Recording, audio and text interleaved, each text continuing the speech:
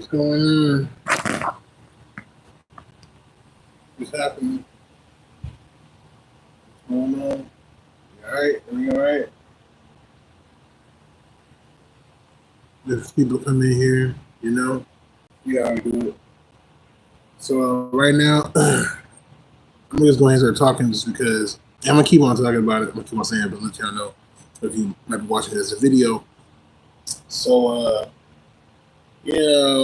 I kind of like stopped working at Little Caesars because it kind of let me go. And so I just kind of stopped working there. I didn't really care.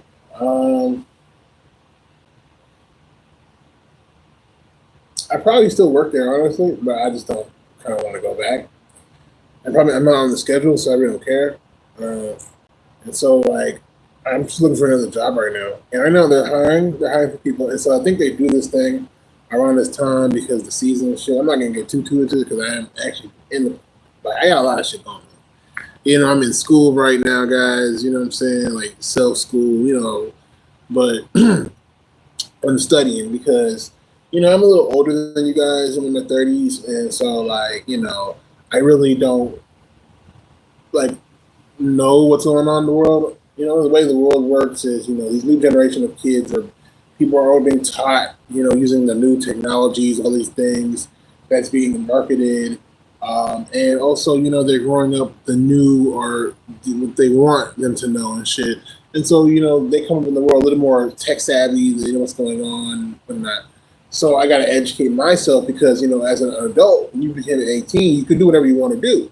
So you want to hit monk mode and not really pay attention and go into subconsciousness and all that type of stuff. And, learn about you and learn about people and, go deeper into self. It's it takes you away from this world or whatever you're doing. If you're a boxer, you got to stay up to date on things going on as you get older. You're always gonna have to keep on studying type shit or stay up to date with what's going on. So for me right now I have to do that. I'm realizing the reason why I was working at such a lame job and all that is because I don't know what's going on in the world, and you really don't. So that's why I had to take the time to learn that for myself. And so doing that, I actually just realized that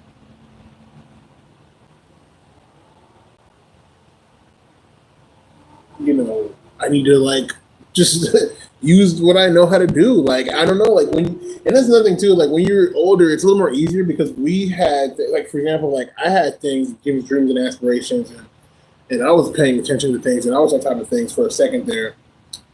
And it took a lot of people to go and hit that like button if you come in here. But it took a lot of time for me to go through my phases. I could say when you're young, you're fresh. The world loves you. The world wants to use you, and you allow them to. But then you're like, what do I get out of this? What's going on? And then you're like, fuck you guys. You do your own thing, but you're just in the trenches of shit, whatever it may be, type of shit, right? And you're in the trenches of shit, and then you're just grinding. But then you realize there's just a lot of trauma, betrayal, stupidity, ignorance, and then you're like, I can't. You're getting, you trying to survive, so you kind of get wrapped up in it. But then you have to take yourself out of it and be like, what am I doing? And so then you come to your senses of what am I doing? And you kind of go back into that mentality. But at the same time, I also feel there's a lot of hiccups in life, things going on in the world and whatnot. So you have to be wary. But yeah. So since we're here, we're gonna put on the wig and put on the lashes today. We're gonna try to. Again, we're gonna attempt again of putting on these lashes. It's so weird. Putting on these lashes. We're gonna try putting on these lashes today for you guys. But yeah, I just think kicking up with me right now. So yeah, I've been applying for jobs and I've been getting responses like that. It's just that I have to be a little more singular on where I'm doing it and start from there. I have a job interview tomorrow, but where it's at scares the shit out of me because it's it's not a super redneck racy sundown town or some shit, but it is in the higher nicer type of area type shit of Texas, and I just know it's not gonna be good.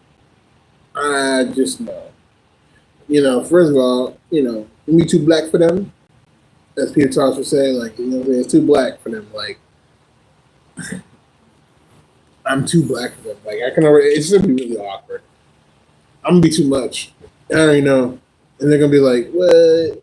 So then I realized, like, when I remember working downtown in a restaurant, running my first trans woman type shit, um, it was like, oh, that's the other thing I want to say too, real quick. I saw a side note, side mission. Like, I just realized, like, the way like I responded to her was the way most alien men respond to me, and rather with rage. And it's like it was real quick rage, but then it's like they just don't know. For me, I already knew I was attracted and I wanted to be with her because already came out as gay and all that other shit, so I didn't care. But I just didn't know how to And then at the same time, I wasn't like one of those gays. I just wasn't at the time to be one of those gays. Honestly, like, I wasn't getting close with them and everything. We had fun, but I just realized I'm not one of them, and it's not nothing wrong with me. Like you saw the fucking video I showed you with Walter Hamilton. Like they're fucking like I want to do these, like for real, because they're always like caught up in some shit. Like how you like, I'm like in my early 20s, and you like about to hit 50, you're balding and shit, and you're still like, yeah, I'll be out here trying to like get this dick. Like, what the fuck? To like one of my fucking like little girlfriends and shit. Cause I was like, I don't know, I was like pansexual with the shit. You know what I'm saying? But she was like not trying to have sex with me or anything. She was like, oh, we're just friends. Oh my god. So I came out of her as trans or trans identifying or something like that. And she was just like, oh my god, we're gonna girl you up.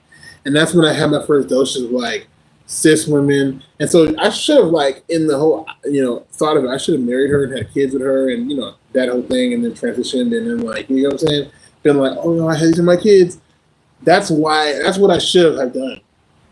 But the reason why it didn't work out is because I'm black. Because in the black community, it's seen as like being a sissy.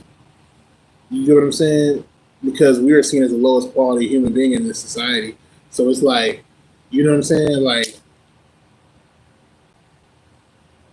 the women need a man to be a man to really play the roles of society. Because somebody going to win it, it's going to be the man. So, and then you have the fact that it's like, okay, if I'm going to be a girl, it's like, how do you deal with that? And it's because transgenderism, like, I basically came out earlier. That's really what happens. Like, I came to that realization that, like, I came out earlier because of all this stuff going on. I was more exposed to it. But I guarantee you, after the marriage, after me having kids with her, like, later on in my life, like, probably my later 20s, and I'm not even thinking, honestly, in my later 20s, I really believe maybe in my mid 30s, maybe like 33, 35, I'd been like, oh my God. But I don't think so, because it was coming. Like, I don't know. It was there. Like, but I just didn't I didn't have it. Like, it's kind of like you getting these visions or dreams. Like, you've had dreams that stay with you your whole life. You remember them. But then you have dreams that just throwaway. But then they're just fucking dreams. So you don't think about them in like real life, And that's how I kind of felt like and shit. I kind of felt like, man, like, until like, transgender, da da da da. And then you're like, oh shit, this what that is? Oh, that's crazy. And then you know what I'm saying? You still don't fucking connect that shit. And then it's like, let me see what these girls did. Let me see this shit again. Let me see. Then you come back and then you're just like, then you start going down the fucking pipeline and shit. You know what I'm saying? You're looking at cross dressers and like feminine guys, gay guys that are feminine, and you're like, okay, you know what I mean? You start fucking kicking it with the butch queens and shit. You know what I'm saying? You start fucking like hanging around the super feminine, femme glam bitches and shit. You know what I'm saying? I'm talking about femme queens and all that shit. All that shit. And then like, you still like look at trans women like, oh, that's different though. That's trans, Until, and I say kick it with, but you might not. For me, I didn't kick it with them as, okay, I became a femme queen, they're a femme queen. Like, literally, it was like, I'm going to be a pansexual guy, you're going to be the femme queen. Like, that was my relationship to it. And that's what I'm saying. Like, so I did all the fouls. So I'm not even mad at these men and shit. It's just, but why? And I realized it's because I had to like go through that shit. It's kind of sad. Think about it. But I think the way I did it though was more structurally and sound. Like I had my shit set up. A lot of you dudes don't. Like you have contradictions within your life. Like my shit was not contradictory. I was pansexual, so I was open and fluid. Um, I was part of the LGBT. I was a cross dressing sissy. So like I felt like what I'm saying. I could kind of like talk to anybody. I left myself like that to be open like that. I was already in a gay relationship, married pretty much, in a domestic relationship. You know what I'm saying, with a man. So it was like the fun.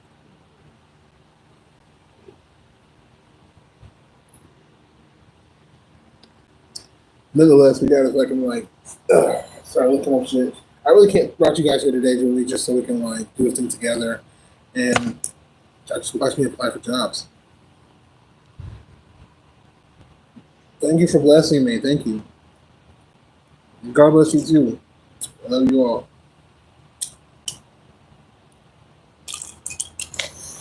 I feel like this is a sign right here too. It says kick off your boots and stay a while. Texas. Went to HB yesterday. I saw this sitting there out of the package. I said, what the hell? And I was missing a lighter. I was like, fuck it. So basically, where I'm trying to move right now, because Houston is like a liberal city. Houston's a liberal city, but just like every other city in the world, which I've noticed this, the actual like city limits don't have the entire encompass of what this metropolitan city is because of I mean, why would you not stretch that shit if you have cars and all that shit, right? So like where I live right now in Texas, Houston is like I live in Alief, and that shit ain't really like what I'm saying. It's like a suburb outside the city of Houston. So like for us living here, it's like a small hood, but like that's because all the rich white people that were here back from the 50s, 60s, and 70s, they all moved into the outer sides of this. So now you have even more outer neighborhoods and shit, right? Of course, to bring all those resources that come from the city outward to their type shit, like you gotta have money and shit. So these people have money, and they have families, all that good shit. So once start life to be like, hey, we have a life. We've made it, man, woman and child. The Holy Trinity to goddamn straights.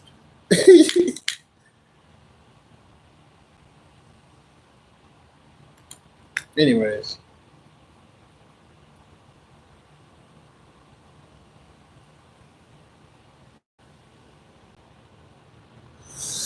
so yeah, we're just doing shit right now. I'm trying to see. I'm gonna go to this job interview only. So what I'm saying right now is it brings up so many things. So what's going on right now is like I am moving forward in my transition, regardless, and I always will be, and I will always I will always try to do my best. And at this point, I'm telling you, I'm coming up with like literally like six different hustles. I got six different hustles. I'm going to like it's because I've saved up money that I actually have the time to invest into these things. Like I have the phone. I'm doing this streaming with you guys. I'm trying to build a fucking client base out of you guys, basically. Like what I'm trying to do is like build this shit up. You know, and YouTube's kind of dead. YouTube's for like the older generation, people that are very moralistic. Like it's really for the Christian fucking mom to like go on here and be like, oh, this is okay, this is acceptable, this is acceptable. You know what I mean? Type shit. So it's not really that's where it's like pushing towards. So it's not really, a place where you can get those type of fans anymore. And what I mean by that is a lot of those fans are somewhere dying off. Like we're getting older. A lot of us like YouTube back in like the not early nine, early 2000s, little later 90s type shit. I don't know if they had YouTube back then, but I remember like 2005 when I got into YouTube. So like like that type of era, the early 2000s and shit. Like if you were in that era of YouTube, the era is gone, and it's like you got to move on from that era. You know, you got to move on from that era. And that's where I'm at right now, where it's like I'm seeing YouTube is not there anymore. Like all this like trans hate and all this shit is because, like I said, the Christian mom, like you motherfuckers are here. Not Christian mom, she got something. So, TikTok is not like that. So we're probably gonna start switching more to TikTok, and it has more of the vibe that I'm talking about, where you can just give those quick messages, you get straight to you, and it's more social of actually meeting people and broadcasting yourself as a person. So I feel like I have that attitude. I feel more of a Basquiat type of attitude. You know what I'm saying, towards like life and things. So I realize that's the type of person I am. Like I'm an INFP. You know what I'm saying? I am an INFP person. You know. Um,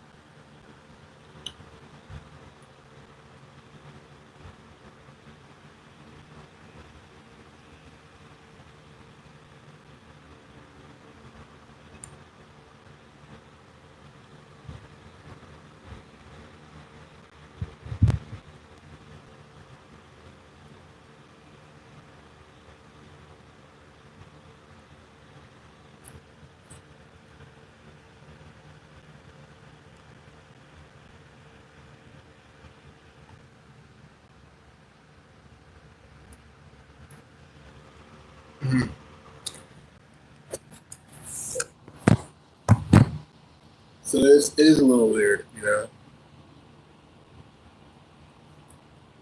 trying to get into everything. I'm pushing forward in my transition, and I'm gonna try to get electrolysis. I'm gonna just try to get myself together. So, I mean, honestly, I think the whole thing was like, I think this really just taught me, like, in so many words, like it's okay to be a bum. You know, there's nothing wrong with being a fucking bum. As long as you're taking care of yourself. You know, as long as you're taking care of yourself and you're staying up to date with what's going on in the world, like you're really gonna be alright. Like like what's making money, what's going on, like what other people fighting for, like what did everybody get up to, type shit in the world to do, like the whole consensus of what's going on, socially. If you try to keep up with yourself, like you try to do little things here and there, get some money, just so you can take a shower, have some soap. You know what I'm saying? So maybe you can get some water. You know what I'm saying? Force it to have something to eat and things like that. I feel like when you do those things, I feel like that's okay if you're a bum. Like it's okay if you're a bum. I did not put the green screen goddamn picture up. I don't even know how to do that shit. You ever tell me how to do that shit? I'd be cool. And this is what I'm saying. Like all this green screen shit, like we didn't have this shit back in 2005, like on live and all that shit. So that's what I'm saying. I'm trying to learn all these new things, be a part of it, and that's it. But let me hurry up and get back to what I'm doing because I am on time limit. I don't know. I'm trying to see right now because where I'm going tomorrow. Thank you for joining. We're just talking about basically like what's updating, what's going on, like so many words. Like my little season's job, I'm kind of done with that. So like I'm not gonna be like working there anymore. A little bit, like I don't know, they suspended me, and then like I just didn't go back to work. I was just over it. 'Cause after the first week, I was applying for jobs, and like honestly, they all hit me up.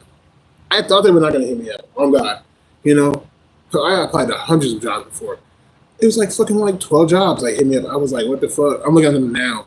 I was looking July like 15th. It's August now, guys. So I was like, what the hell? So now I'm just like staying vigilant with these jobs, and I honestly think what happened was I think they moved out a lot of the immigrants that were not supposed to be here, and it just opened up so many fucking jobs. It's crazy, because a lot of people do have like higher degrees, and a lot of people fucking like went for those like degrees and all that other shit. Like there's like people that are just needed now. But anyways, so I'm looking at jobs right now. And there's a job fair, which means like if you go there, you're gonna get a job. The earlier you go, the earlier you get a better job. You get to pick what job you want to do. Like it's kind of crazy. Like they'll look at you, see your thing, and be like, okay, it's a job fair. You're gonna get a job, bro. It's crazy. Like you're gonna get a job. Like so, like I gotta get this job, right? But it's like I'm scared because I'm trans.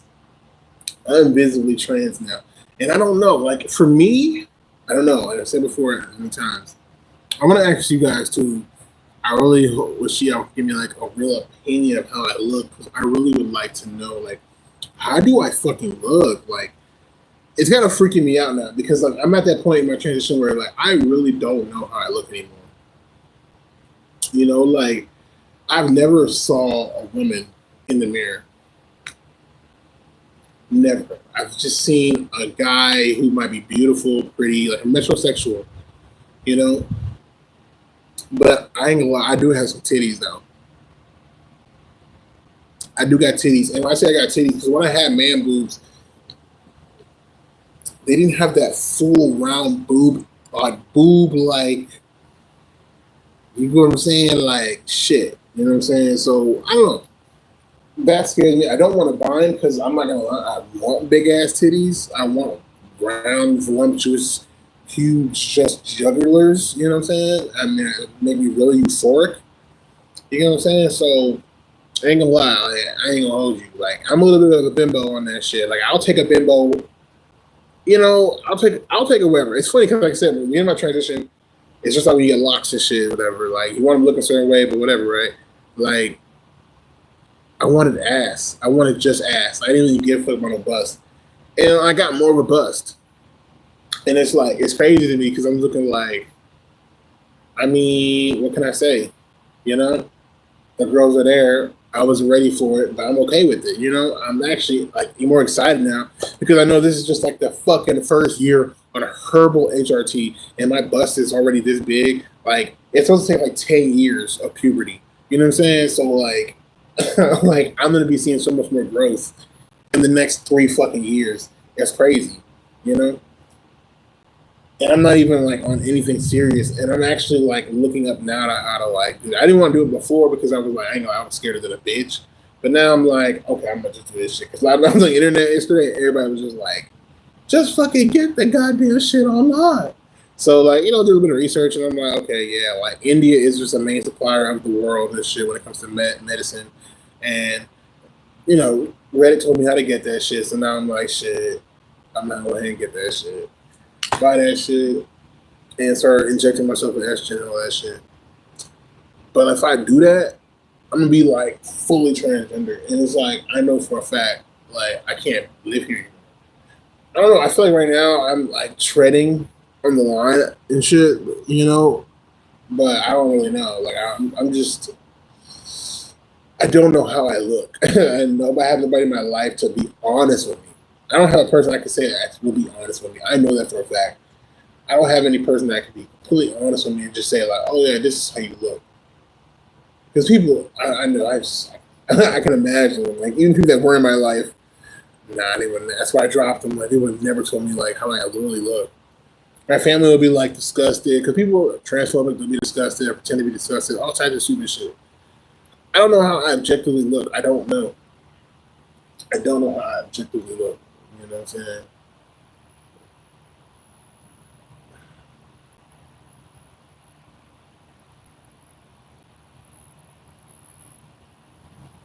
This is gonna be an annoying ass day. I can tell. There's a lot of fucking people around right now for some reason, and it's really annoying because like I come here to not be around people, and it's really annoying. Anyways, whatever. So, you know what I'm saying? Like, I don't really know how I look because like I still like dress. But this is a female shirt, right? But it's just a female shirt. Like, you know, it's not a female shirt because the way this is a collar and shit. Like, if it was a male shirt, it'll be like way tighter and shit up here. You get what I'm saying? And you can tell like, okay, you wear different clothing, so like it make you look different. Like I gotta kind of look like a guy and shit, you know, a bit more like a guy.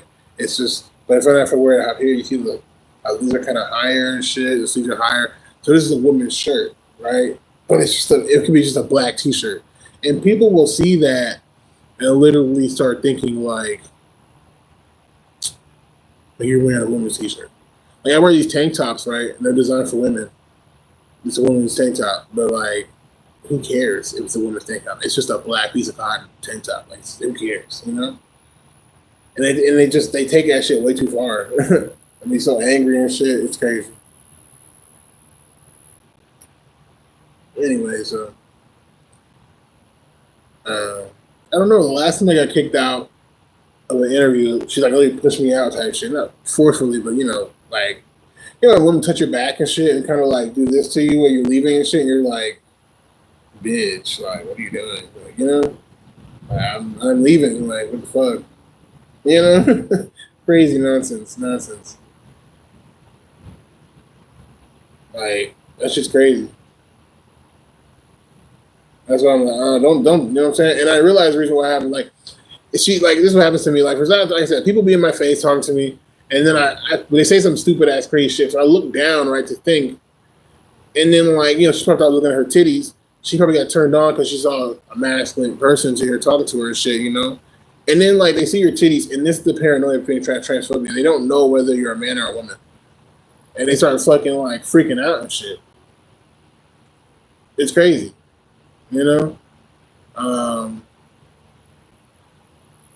it's been like, I mean, it's funny because I remember, like, as before, like, I remember when I was pre-transition, I just shaved my fucking facial hair off, I finally had a place to stay. I was working and shit in this factory in Austin, and like literally, like, I bought a hotel room, paid it up for like 2 months, and like, I just put my clippers out. You know what I'm saying? I feel like shaving. You know what I'm saying? I shaved that shit off, put out the razor. I got a nice clean shave, and so a smooth shave, so it doesn't build up again.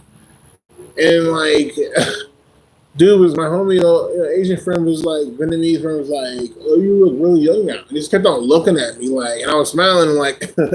Yeah, like I felt good because I'm saying, I put the work in. So I was like, shit, I'm just like, I'm smiling like, yeah. And then he was looking at me like you look like you look pretty or some shit. Like, he was just looking at all the contours of my face, like, why you look so like pretty and shit. And this is crazy. This is this is before I even have ever took peripheral Nordica. I haven't ever touched any estrogen. Like, bring it down.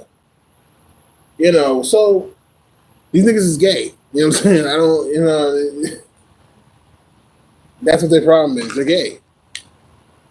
They're gay. You know what I'm saying? That's the issue.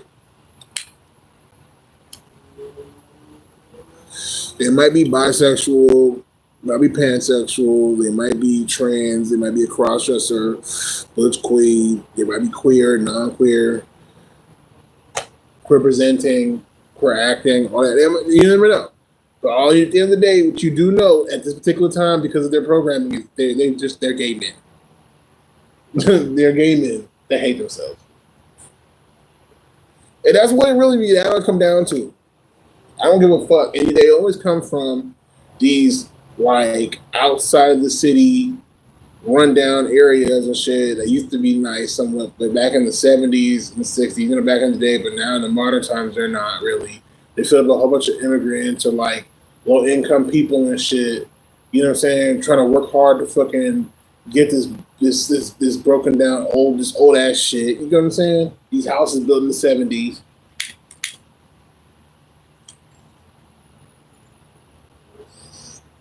Those days are over, and that's why it's like people trying to gentrify places and shit.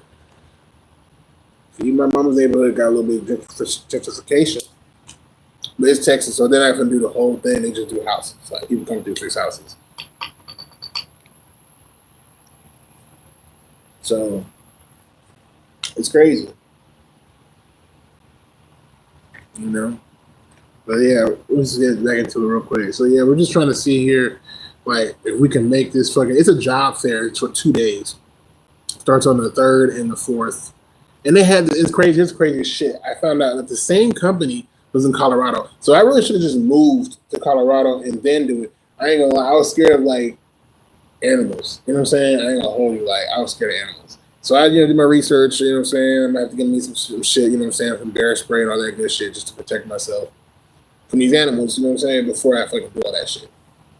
So if I'm sleeping out there, I don't want to get fucking killed and mauled alive and shit. You know what I'm saying? Because I mean, of course, I don't have a car. You know, and that's why I'm kind of getting a job right now because I'm like, shit. If I could just save up a little bit more, whatever, I can at least get a car. You know, if I can just save up enough money to get a car, like a good like 3 Gs. You know what I'm saying? Real quick. You know what I'm saying? Like really just thugging it out, trying to get those 3 Gs within a good 3 months. You know what I'm saying? 3 to 4 month period, real quick, and then I can leave. That'd be best. You know what I'm saying? That'd be best right now. You know, because I told you my plan wasn't to quit this job with Little Caesars until like next year summer. You know, like to be honest, like actually just like completely just dump these bitches. Like yeah, I was like around this same time, but like not this time, but like June, July next year and shit for sure. I was gonna be like because I knew like this next 6 months was gonna just save that shit.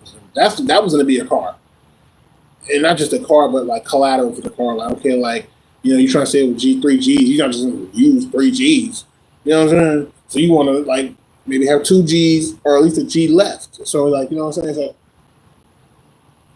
bam, I can do that shit. And that's what I was thinking and shit. Like and then by the time January, February, March, April, shit, you ain't stocked up another like 3 Gs type shit. You know what I'm saying? Where you kind of like okay. You buy that motherfucker because you gotta know when you buy things, when sales are happening.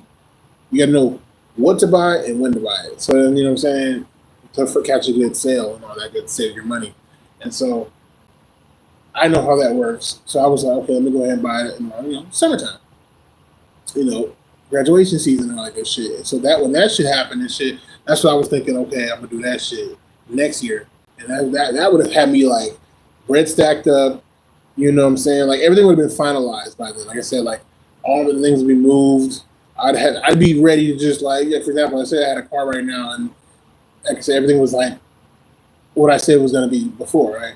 Say I had the money, I had the car set up, but that's just the premise. But I don't want to go too much in detail because there's a lot of the mail. I can go et cetera, et cetera, et cetera.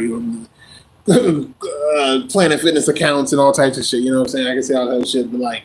You know what I'm saying? Like finalize everything and shit, and then like bam, like I can say, oh, and I heard about the interview yesterday. You get what I'm saying? Like I used to be on some shit where I had to really like plan that shit. Like now I've got a whip. Oh my god, like a functioning whip. Oh my god, I'm gone. I will leave immediately. I will look out where the sun. And that's another thing right now you gotta look up too. I will look up the sundown towns. I will look up the interstate roads where you don't have to pay and shit. The fuck? I'd be gone. I would be gone so fast. It wouldn't even matter too, because like once you go to another fucking place, they're not gonna be like, oh, what the fuck?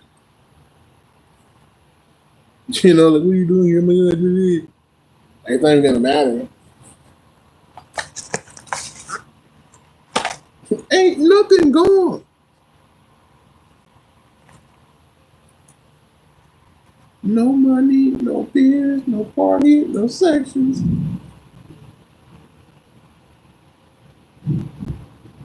So anyways, right here we're looking up like oh shit. Right now I'm just looking up like what time I gotta get there because this motherfucker got me taking like the bus downtown to the shuttle bus. Then I gotta take like a shuttle bus to the north side of fucking Houston and shit. And then I gotta fucking take a fucking lift 15 minutes down the street. And then you're like, that's not worth it. But I don't live anywhere. So I'm planning probably to like live in that area somewhat. But at the same time, like, I already know this side of town I'm on is the safest side of town. Literally on the map of Houston. Also, like, it's way outside of the downtown area. So, you know what I'm saying? Like, I've learned that basically if you're transgender or gay, the best place for you to live, I'm going to be honest with you, is on the southwest side of town. But on the east, if I say southwest side, my bad. Is it southwest? Oh, it is southwest. I'm tripping. Yeah, on the southwest side of town or the northwest side of town, more or less. Those are the safest places. And then you have, like, within the Circle Beltway of 610 and Beltway 8. Highway 610 and Highway Beltway 8. Those are safe. But once you go past Beltway 8, you can still be trans and gay. It's okay. Like, it's not too bad. Like, there's a lot of trans and gay people that come from over here. But like I said, like,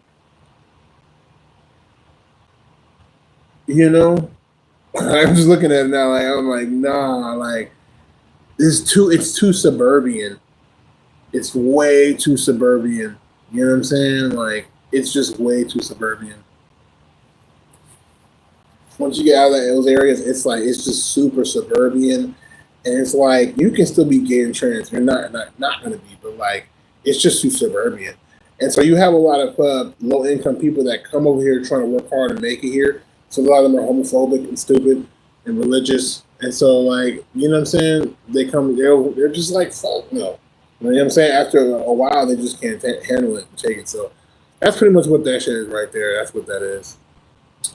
So I'm realizing I'm gonna have to go into the city basically to actually like not be treated like shit and move away from. It's really weird because like when I was just a black man, right, type shit, in like coming from this area from the suburbs and all that shit, right. It was like going, you know, when I was trying to have fun when I was younger, like straight out of high school, going to the city, go clubbing and all that shit, and then it was like come back over here and settle down and like I don't know. It was like it's sort of explained. It's like there was no direction, but like we knew the more you go outwards, there's more like independence. You can actually like buy a house for cheap because it's all the way out here. Like there was things like that. But like the closer you got into the city, the more shit was more expensive. But now it's kind of like the opposite, where it's like I can't live in these like rural areas. You know what I'm saying? I need to like urban areas because those are the ones that have like protection for me, like type shit, you know? And I notice that now, like it's kind of crazy, but it's the truth. Like downtown area and uptown area, I'm gonna have to like move over there. You know, West Chase, like all those areas. You know what I'm talking about? Like one of those places type shit. I'm gonna have to move over there and try to get a job over there because they're a little more like trans friendly. You know, a little bit more, not crazy amount, but just a little bit more. I'm gonna have to move past Beltway 8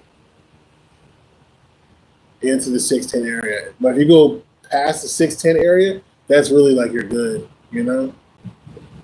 Because like the city of Houston is a liberal city. They just don't have trans rights. They have gay rights though. You know, Dallas has trans rights. But you have these wild, crazy niggas running around everywhere. It's not gonna work. That's the problem. That'd be the problem. So I don't want to be around a bunch of wild, crazy niggas. I just don't.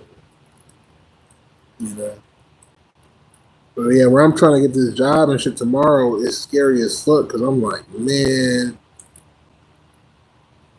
it's basically back to my story with the first interview I had in that type of area. Like these motherfuckers, like it was one motherfucker really. This lady and shit. We had an interview and it was just like the way she treated me was fucked up. She kind of like they pushed me out that whole type shit, by guiding my back. But like I said, I looked down and shit when I was thinking of her question, trying to respond. She thought I was looking at her titties, and she got turned on because she started looking at her titties. But then she started looking at me, and this is the same reaction I had with my other boss one time I got hired from Little Caesars. She saw my chest one day when I didn't have a tank top on, and it was like she just immediately thought she just started staring at my chest. And I don't. It was crazy. It's crazy to say this shit. It's crazy, man. I just think about it. I'm just like, come on, dude. You know, because it's like she was staring at my chest, and she was like, "Oh," it had like an aha moment, and it's like, aha, what? You know what I'm saying? Like I already detransitioned. I'm a boy. I'm acting like a man again. I got a whole fucking beard. Like, what? You know? And it's at this point, I don't even think that you motherfuckers, you know what I'm saying? It's just too much, bro. I can't even say that. It's just, yeah, that's why I feel kind of crazy because it's like, it's too much, bro. It's too much sometimes. All that shit. I remember my dad saw my face and he was like, grow a beard. I remember I came back to the family and they were like, oh, that's breast tissue. And it's like, how the fuck is it breast tissue? I just took half a bottle of hormones, That's half a month. That's 2 weeks. I took hormones for 2 weeks, bro. You know, no. Like yeah, like I said, there's not gonna be some changes here and there. I might not look a certain way, but I don't think that I look inherently just like trans. If you're extremely homophobic, you want me to look like fucking Ragnar Lothbrok or fucking one of them niggas and shit. Like, you know what I'm saying? Like, I remember reading something. This is what kind of opened me up to fucking being trans. It's like, I remember reading something, the motherfucker was saying something like, we all thought that we were going to grow up to be fucking lumberjacks and shit. Like yeah, you're not trying. They want you to be like, why is extra hyper masculinity and shit? Like, just, like, that's not everybody. Like, even when I was on some MGTOW shit, the message was be your own man, do whatever you want, do whatever you feel like is right to you. What the fuck? It wasn't none of this motherfucking like kissing up to what you think a man's supposed to be, and then like and nobody can live up to this shit. It's weird. Like, motherfuckers is crazy. And then like you're a big black dude, you gotta be non-threatening, and then you try to be non-threatening, and then it's like your fucking man card is being pulled and shit. Are you a real man though? You gotta let people go. But how can you do that shit? You gotta work and shit. So anyway, I'm here now. I'm trying to see. So she probably thought I was a trans man. They probably think I'm a trans man or some shit. It's crazy, like, to just look at my chest and be like, oh my god, like, and I'm like, I only took hormones for like 2 weeks. Like, y'all tripping.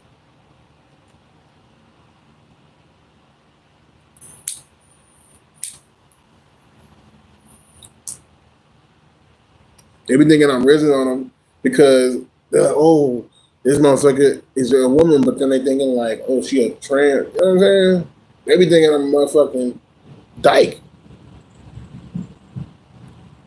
That's what they be thinking and shit.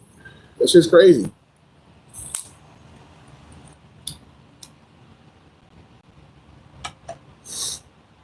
Type shit. Like, I've seen it before. I've had when I was working back at those teachers in the hood. At first, I was getting nothing but dykes. TikTok thought I was a fucking dyke, bro. Like, I'm scrolling through my shit. It was giving me nothing but the fucking like stud content and shit. I'm just like about being a stud, and I'm just like, okay. It's because I just, and it's like that's what I'm saying. Do I come off as a stud? Like, that'd be crazy. And then I have the facial hair now. I feel like people look at me like I'm a stud with facial hair. I don't know what they look at me like. It's weird. And then I have these men that are fucking like yesterday I was at the grocery store. I literally had to like run away from this nigga.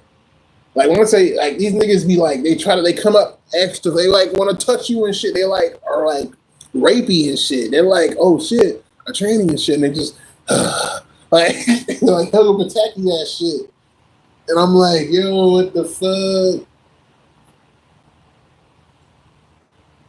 You know what I mean? Like, I'm not trying to talk to you. Like, I'm not trying to even like these niggas be tripping.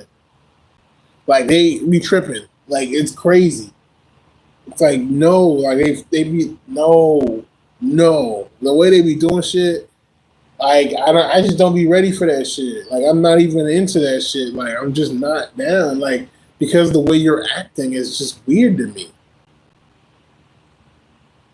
That hypersexuality shit, I can't handle it.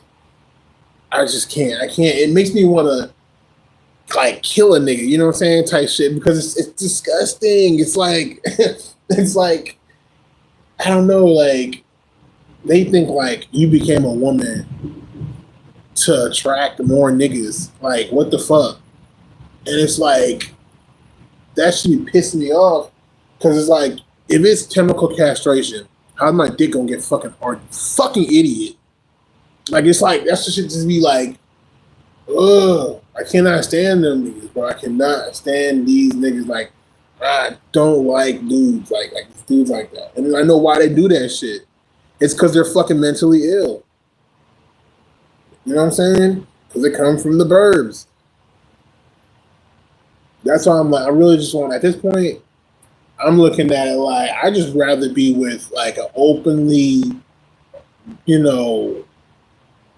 an openly gay, a sexually open gay man. Like, you know what I'm saying? Because like, I don't want to be with nobody who's trying to fucking have all this shit You know what I'm saying? Like, I want a queer relationship.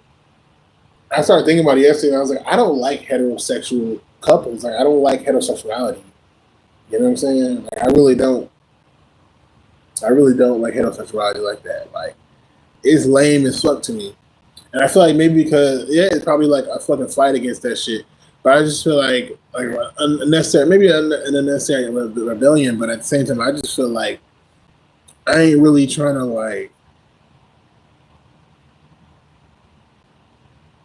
I ain't really trying to like, I don't know. Like, I feel like when it comes to like gay relationships, it's just about, it's always about understanding each other. That's what gay relationships to me represent. Like, and also like queer relationships about always about trying to understand each other and having complete respect for each other, complete and utter respect for each other. You know what I'm saying? But I feel like when you are, you know what I mean, like your autonomy is respected, like everything you're respected, and it's like, but when you're like, you know what I'm saying, like, but when you are in like cis heteronormative like relationships, it's like they try to fucking objectify you into certain like tropes and fucking theologies, and that shit just had nothing to do with nothing. And it's stupid though. So I don't know. That's where I'm at. That's where I'm sitting at right now. Where I'm just like, this shit's stupid. You know. But let's go ahead. Like right now, that's what I'm saying. I'm looking for like a job in those areas right now, just because they're close by. Because like a lot of these jobs, they want you right then and there.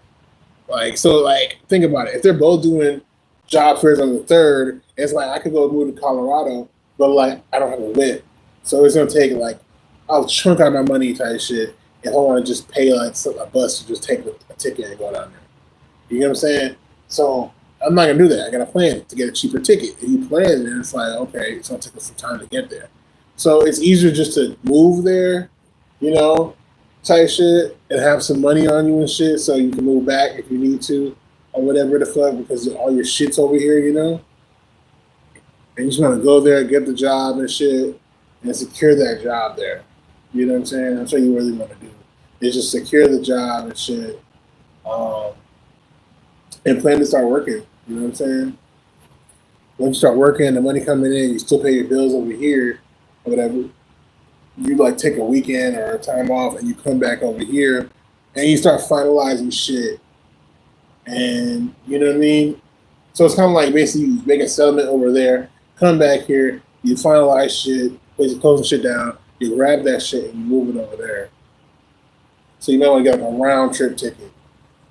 So basically you'll kind of be like coming back and forth all the time. That's what I'm saying. But like it's easier to do one swift moves and shit if you have like all the equipment and everything. You know what I'm saying? So that's what I plan to do. I don't know if you can like. I don't think you can move a U-Haul across state lines. I don't think you can do that shit. But like city lines, probably for sure. I'm pretty sure. But I don't know. I'm only saying that because when you're moving, like how you know. Anyways,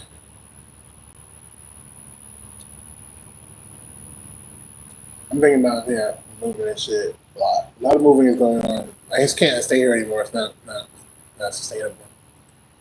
So I'm planning on like getting a job in the city because if I want to move forward in my transition, I'm gonna have to like get a job where queer and transgender people are.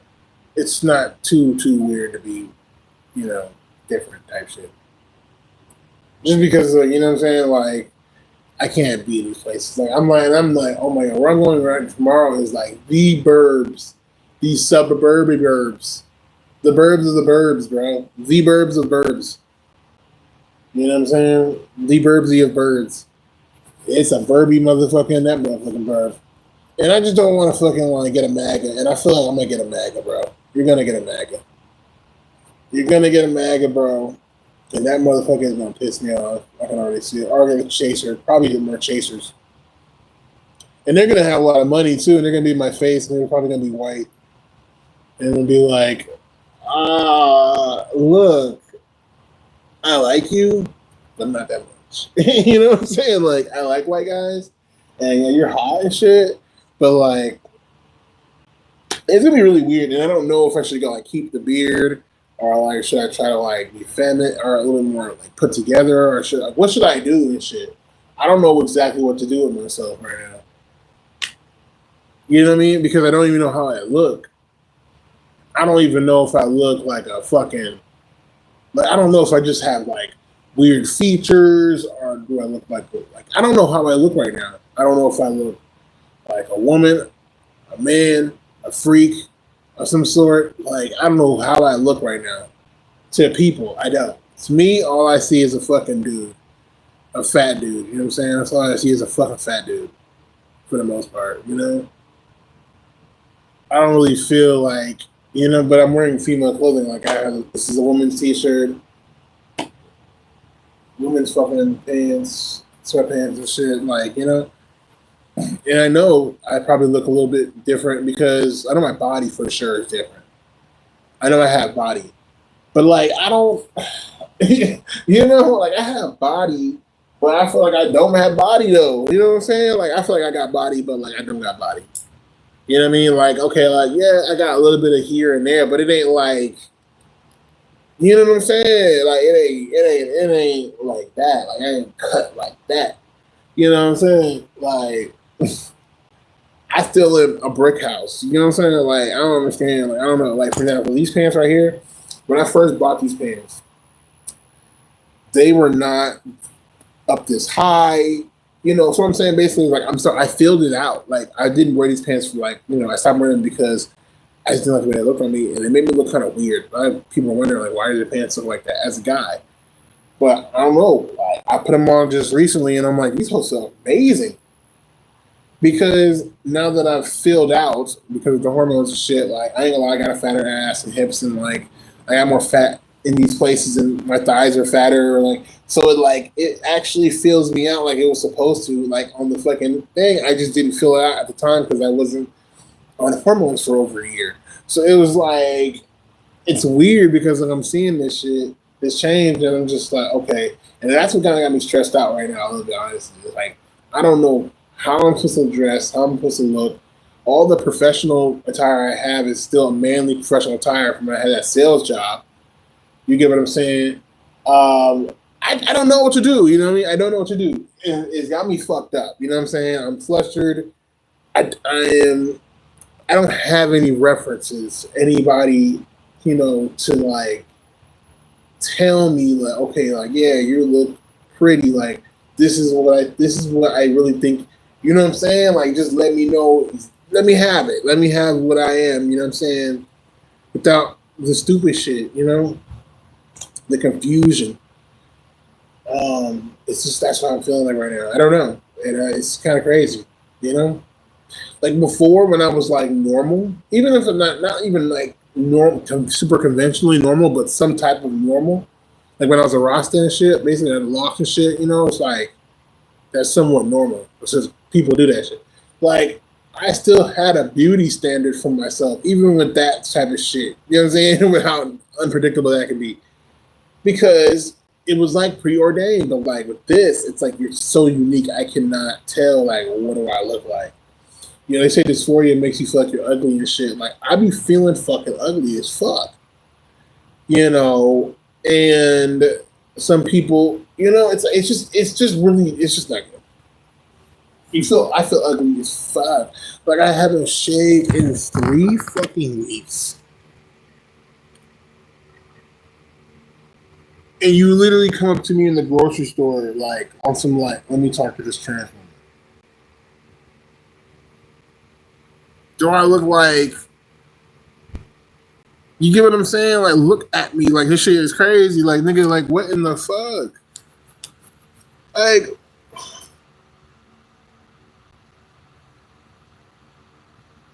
you see what I'm saying? Have you lost your mind?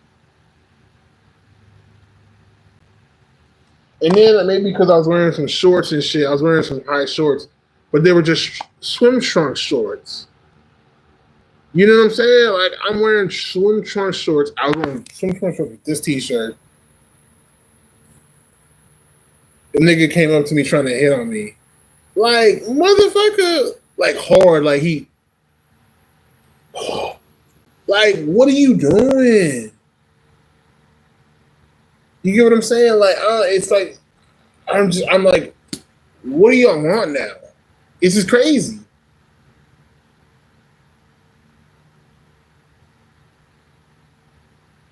We got some real weirdos out here, and it's like, yeah, it's 112 fucking degrees. Yeah, I'm wearing swim trunk shorts out here. It's fucking hot. I saw another guy wearing swim shorts out here. But these fucking people, they're fucking faggots. They're weirdos. They're mentally ill. They're degenerates of human existence. Not just because of the sexuality, just in general. They do this weird shit. I remember we my homies when we were younger, we you know what I'm saying, like mid 20s, really early 20s, early 20s.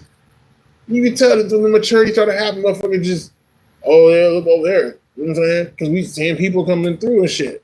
You know, acting like they having fun and shit. Like, okay, we just bored as fuck in the car. Ain't got no weed to smoke, waiting on the plug and shit. Come back from work or some shit, you know? And then the other homie was like, "Oh yeah, they were saying you trying to fuck him and shit." And he's like, "Nah, I'm just saying, like, you know, she got the new Yeezys on and shit. Like, I mean, he's like, not every girl I'm trying to fuck. I mean, damn, you know, because you know when you're younger, you talk about girls all the time. Oh yeah, titties, bitches. But then like, you know, we like, okay, those years are over. We can't be clubbing no more. We gotta get jobs and shit. We just some lame ass niggas and shit trying to get some weed and shit. You know, like." So he was like, not every girl I'm trying to have sex with, bro. Like, what the fuck? Like, not every girl out here you trying to have sex with. And that's what I'm saying. Like, that's what I'm talking about. But as a guy, you can't even buy a cucumber or, you know, oh, you eating a glizzy. Like, all that shit's like stupid, bro. Like, in reality, like, stop. You know? These people just, I'm so sick of it. It's too much. I feel like, damn, like, how do I look like? These niggas have to come all in my fucking face. And you're like, bro.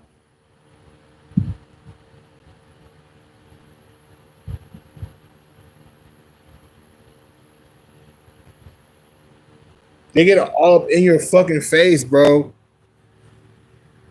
Like that shit is, and it's like that shit's okay, and it's just like it's so objectifying because that's how they see women.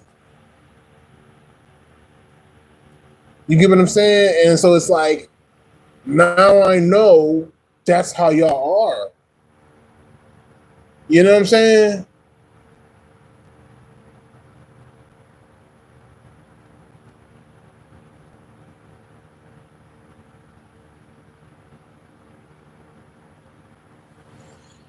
So it's like it kind of got me fucked up right now because I'm just sitting here looking like I don't even know anymore. You know? It's just crazy, man. It's really crazy. Like, do I look like a guy? 100%. Like, do I look like a man? Like, do I look like the same? Does my picture that you see on my fucking like my icon and shit still look like the same me type shit? Do you see any major changes and shit that are like super significant where you can be like, oh, that's a whole trans woman?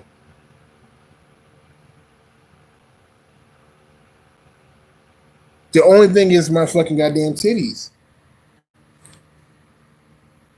The only thing is my fucking breasts. You know? But in reality, there's a lot of fucking fat people. I'm over 300 pounds that have fucking man boobs. Like, just straight up. Like, I go on Reddit and shit, and there's a whole subreddit called boobs. And I'm looking, they're not trans women. They might be fucking having gynecomastia, but if they have gynecomastia and they have man boobs, they have man boobs. You know? Like, it's crazy. But that's not like, oh, they're a transgender woman and shit. Or that's a trans man. You know what I'm saying? Like, oh, like it's at a point right now. Like, do what if I shave? I'm a transgender woman trying to be a fucking faggot. If I don't shave, I'm some type of fucking freak now. It's like, what the fuck is going on? You know, I don't. It's like I don't even know anymore, like how I look and shit towards people. It's always this fucking thing and shit, and it's aggravating as fuck. You know?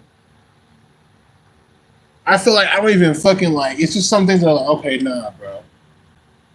You know?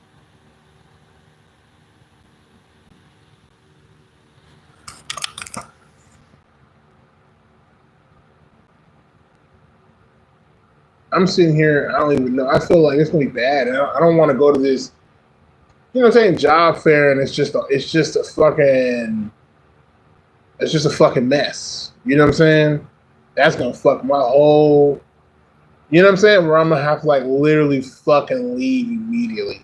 Like it's been like this is gonna tell you how bad it is in Texas. It's so bad. Like if you fucking even if I was to go on Lyft right now and put my real fucking name in and shit and all that shit, and these motherfuckers were literally just they won't pick me up or they'll come around and see me and not pick me up. Whether it be Lyft, DoorDash, or fucking Instacart, they all transphobic. If they feel transphobic, they're gonna do. And it's crazy because all you have to do is just drop the fucking food off. But they're gonna be like, I don't know whether you're a man or a woman. I'm gonna give you your food. Crazy motherfuckers. They just be trying to make this insane. Transphobic people are fucking forced. They're mentally ill. It's a paranoia. It's a legal paranoia that they're just undiagnosed. I really looked it up. You can look it up. It's being homophobic, transphobic, and mental disorder. People don't say overall yes. It's a type of paranoia. There's a whole article about this shit. Anyways, let me go ahead and do this real research. I was talking for a minute, like a whole hour and shit. I feel like going on live. I had to update y'all. I really had to update y'all. A lot of shit been going on. You know. So that's what I'm dealing with now. I guess I'm gonna cut it off right here. And I'm gonna go ahead and do this right here. I'll see y'all later though. Just a little bit later, not too late. I'm gonna come back on live. I'm gonna be on live pretty much all day, but one thing after the other. So actually, shit. Let me go keep you on. Let me keep you on. I'm gonna do this shit real quick though, because I'm gonna be doing multiple things throughout the day. Like I got all these different hustles I'm about to start doing and shit too, because like I have a little bit of money. I'm about to spend the money and just do these hustles. You know, I'm be looking up gigs and shit too. We're gonna be doing a lot of shit today. You know what I'm saying? Because it's like I cannot be sitting here completely broke, and I'm not finna be giving a fuck about these people.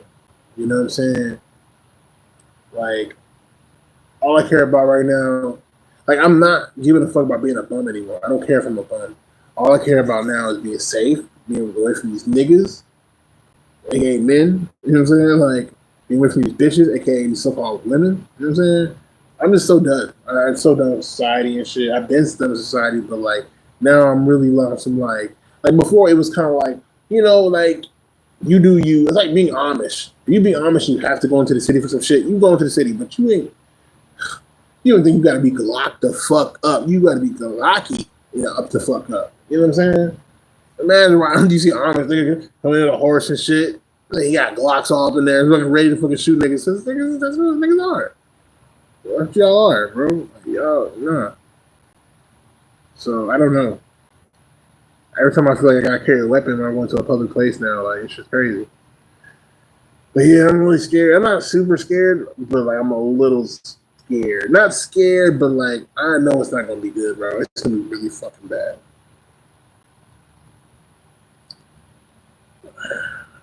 I don't know if I should go there. I just want to get this money. You know what I'm saying? It's just really fucking far. Like I don't even know if I should do that shit. Spirit, should I go to the fucking? Spirit's like, nah anymore. It's really fucking far, and I want to move away, but it's not even in the bus distance. And I'm like, I gotta be at least in the bus distance. That don't make no sense. Like, you're doing yourself a disservice. And then I think about it now, I'm like, yeah, if the more out I go in Texas, like Houston and Harris County is the only place that is like liberal. Like on the whole map of counties, and look at counties more because counties are actually more better than all these cities and all that shit. It's actually going to show you like the region in which like the money is centered, and that's really crazy. So it's like really America is made up of all these small like little town type shits. Like look at the fucking counties, bro. I'm sorry, counties in America. by map. Counties in America by map. Counties in America by map.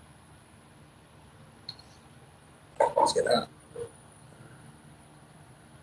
There's some images and shit. Like, it's crazy. Damn, that's too crazy. I can't even. I'm about to zoom in a bit. Oh, wait a minute. Goddamn. It's on Wikipedia. Gotta click on it. Like, this is what's in text just alone. Like, you can't even see that shit. Gotta take it off green screen. Hold on, y'all. Damn. How you take it off green screen? Fuck. Green screen. Oh, hell nah. Green screen, what you doing? Add photo to your camera roll to get started. What the hell? I don't know how to take it off. That's a bitch.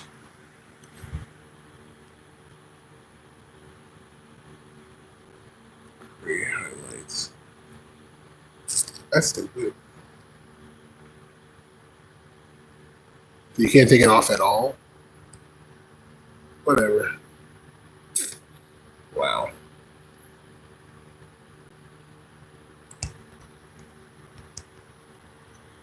Nothing. Just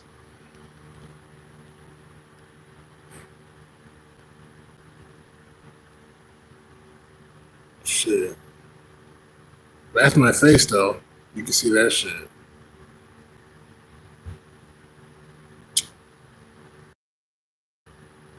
This is crazy.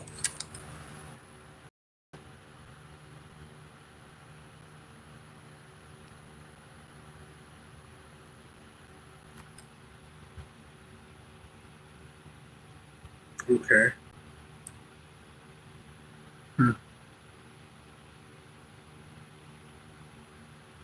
Well, I guess I can't take the green screen off. It's just not that many buttons to press. That's stupid.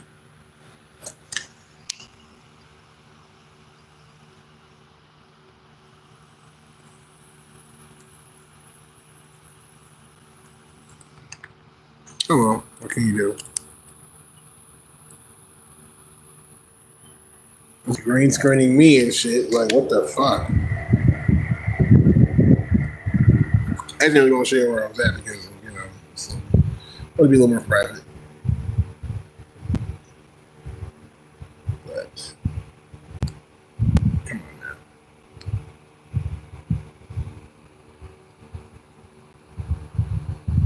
The thing I don't even understand is it says something about a camera roll. And I'm like, what camera roll?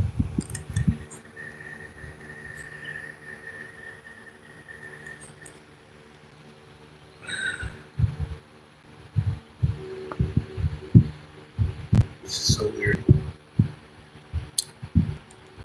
Yes.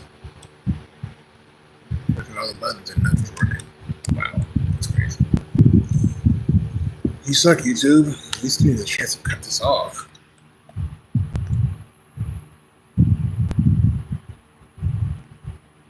Wow. It says add a photo to your camera roll. So I gotta go back and add a photo to the camera roll. That's stupid.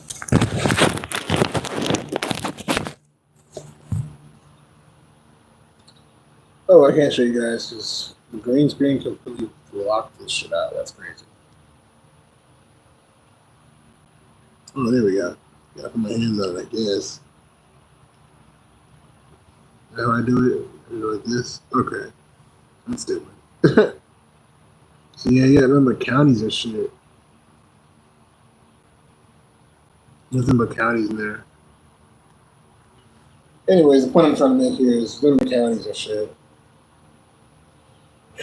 And Harris County is the only blue fucking county in this motherfucker. And there's another one more down south, but like I don't want to go there. Nothing but Hispanics, and I don't like Hispanics already. Kind of very, very stupid and homophobic.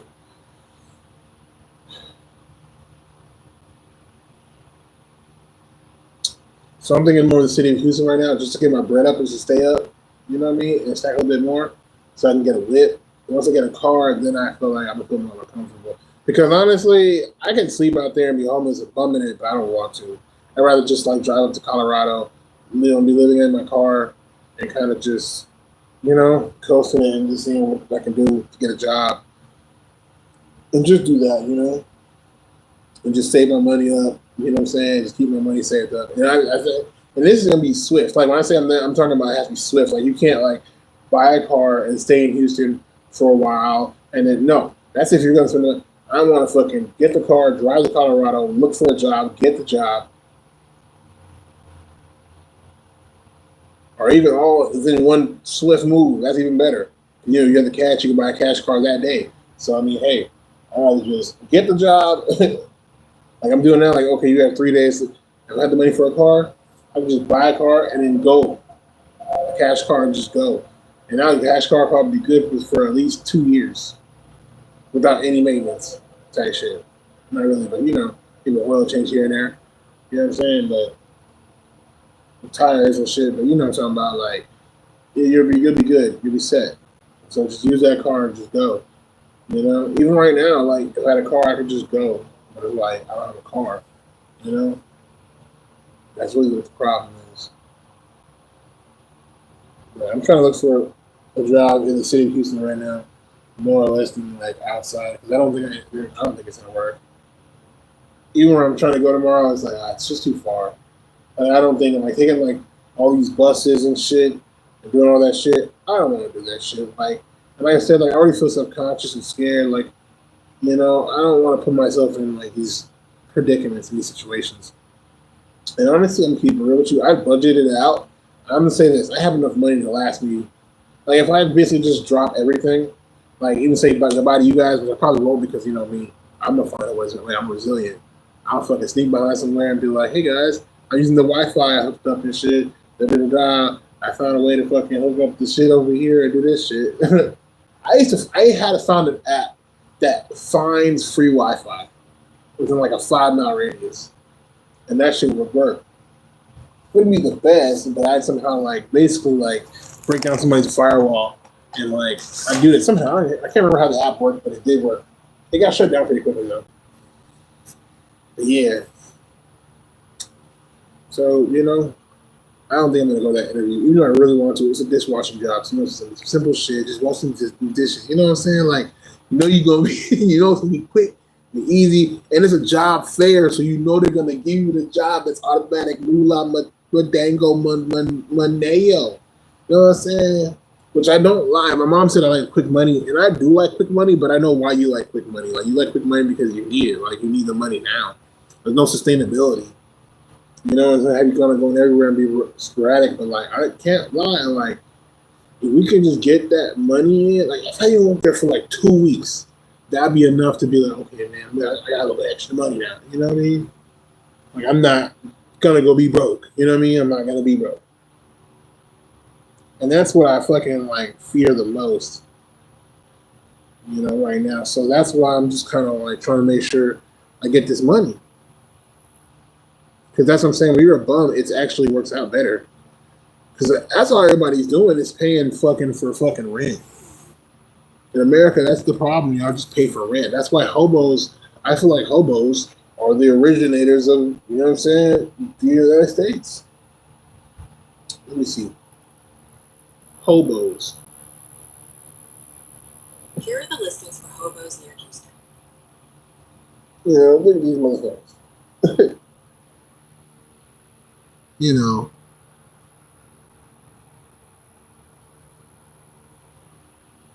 there's my hand there. Like, yeah, hand works there. Hey, look at that shit. Hobo ass. You remember these? Exactly. I always dreamt about doing that shit one day. Like, I always dreamt about doing this shit as a kid. Like, man, fuck this shit. I'm out of here, man. Like, I wonder if you can still do this shit. Just take your fucking railroad and shit and just be gone, bro.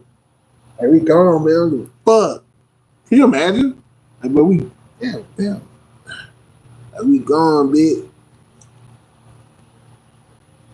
But it says the 1930s. Railroad hobos. That's what I'm saying, the Great Depression.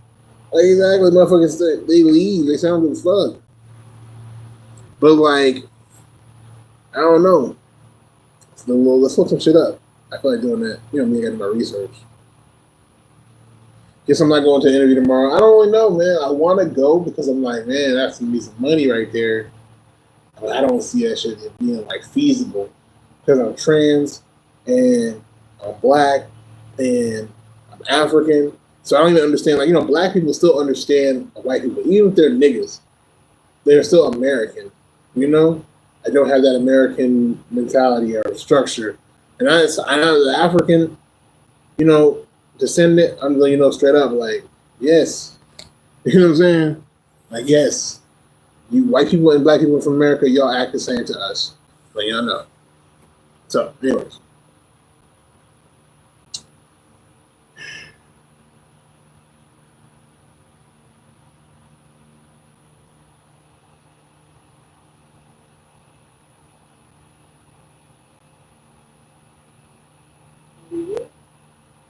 Okay. I just need a brief history on that shit. Not a whole recollection. Jesus.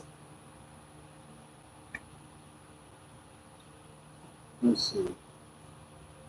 A brief history on how hobos changed the world.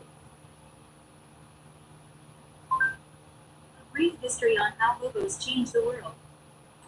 Once I figured out that Shopify was a thing, I never turned back. I just one-minute history.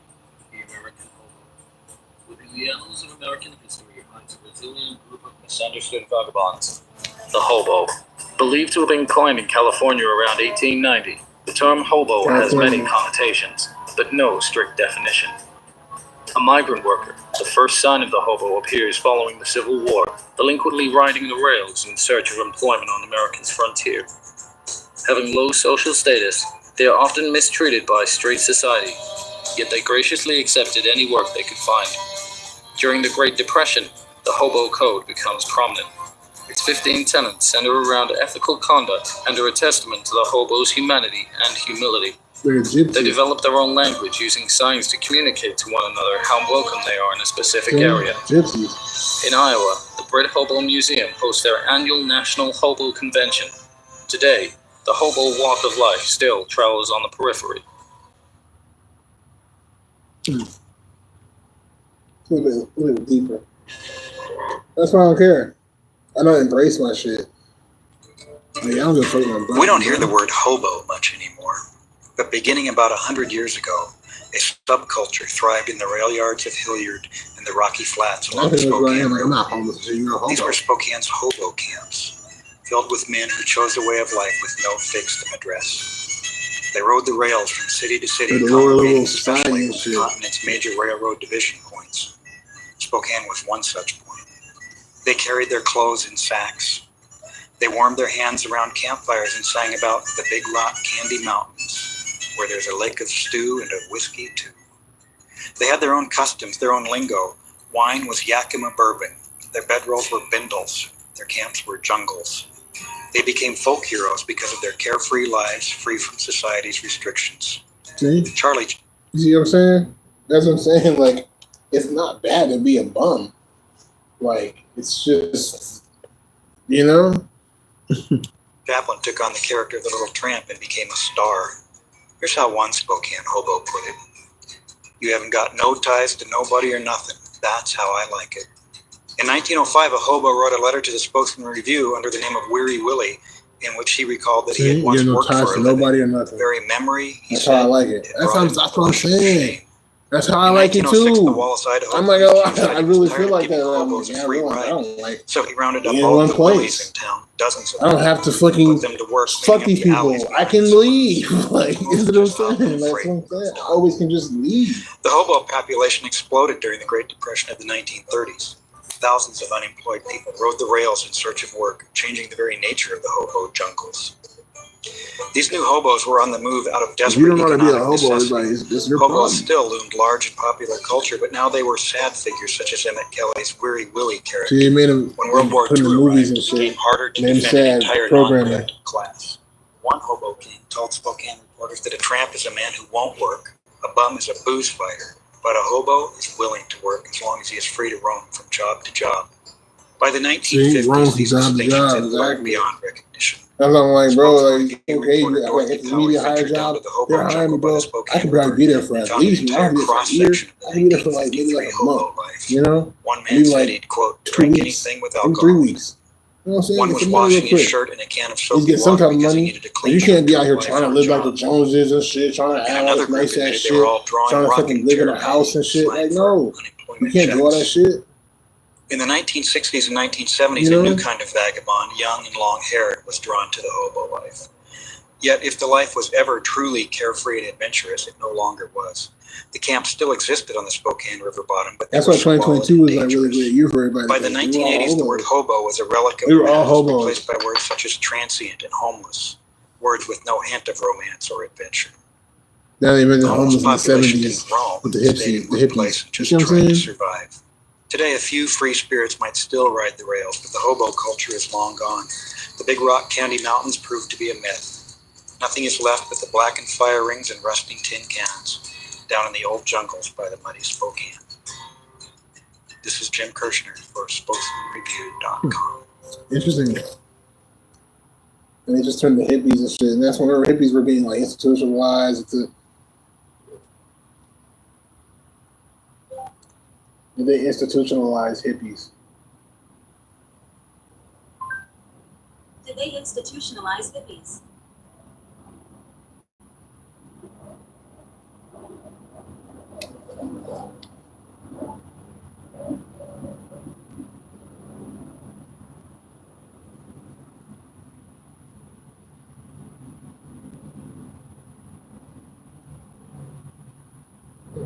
Somebody into it. What's the question?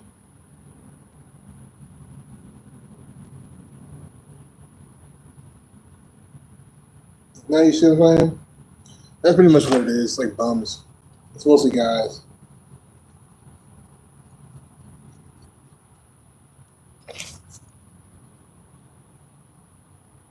Right here, she's some hobo women. Hobo women. Hobo women. Person do that, some type of styling thing.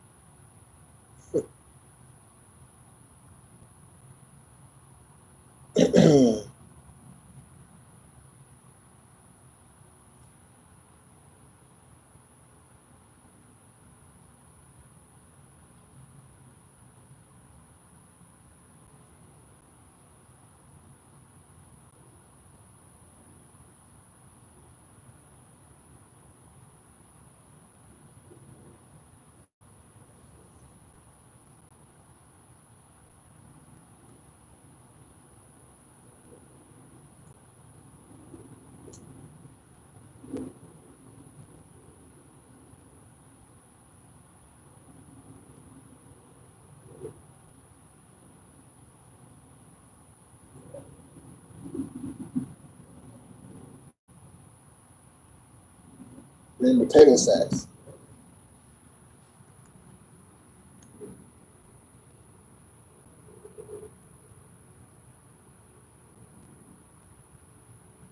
Wearing fucking potato sacks.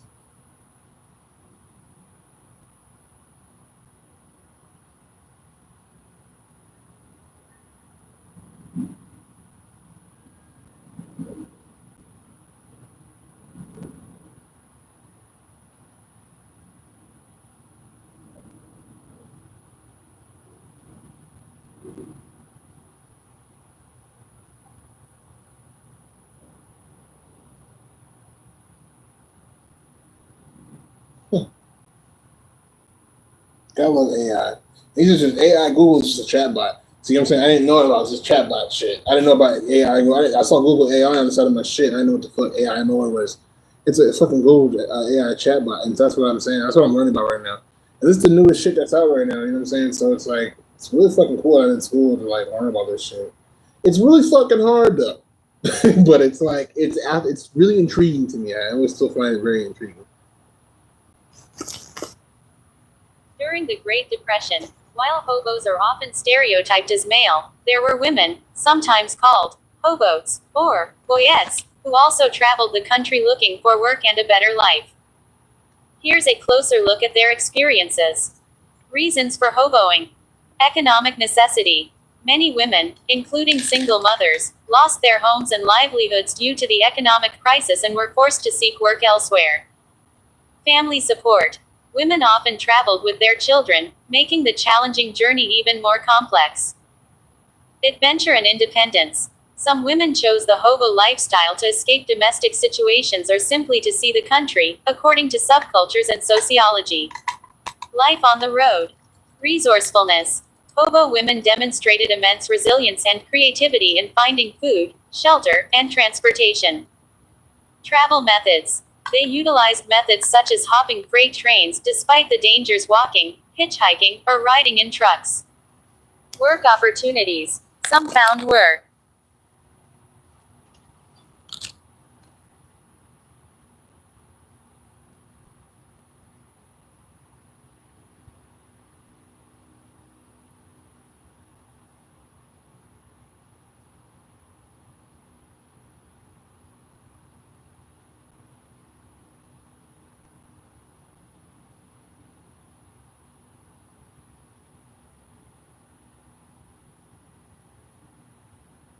Work opportunities. Some found work as migrant farm laborers, according to Medium. Challenges and dangers. Discrimination and abuse. Hobo women faced prejudice from both the general public and sometimes from male hobos.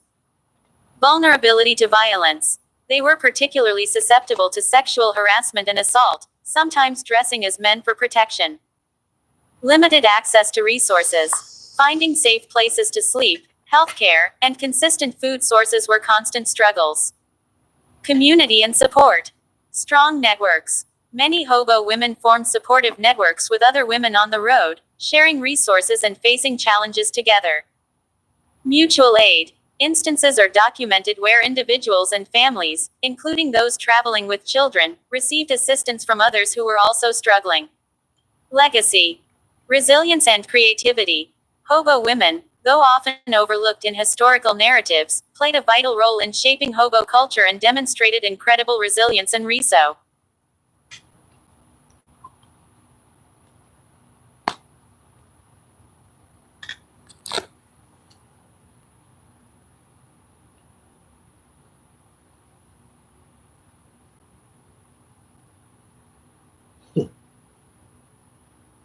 This is the most important one right here.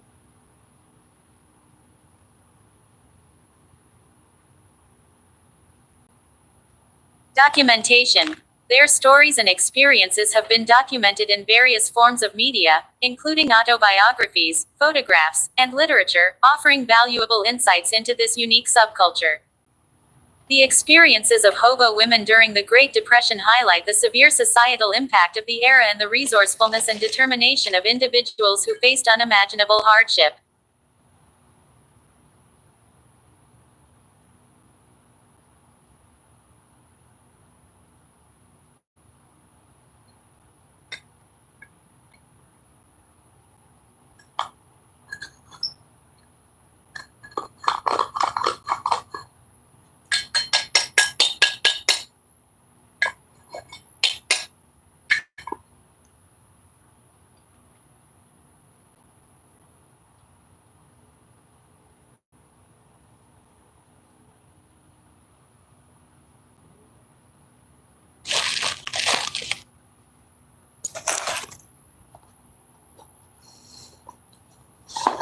Yeah, y'all know.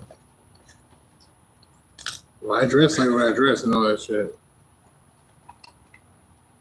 So it's like, if you're a trans woman, how do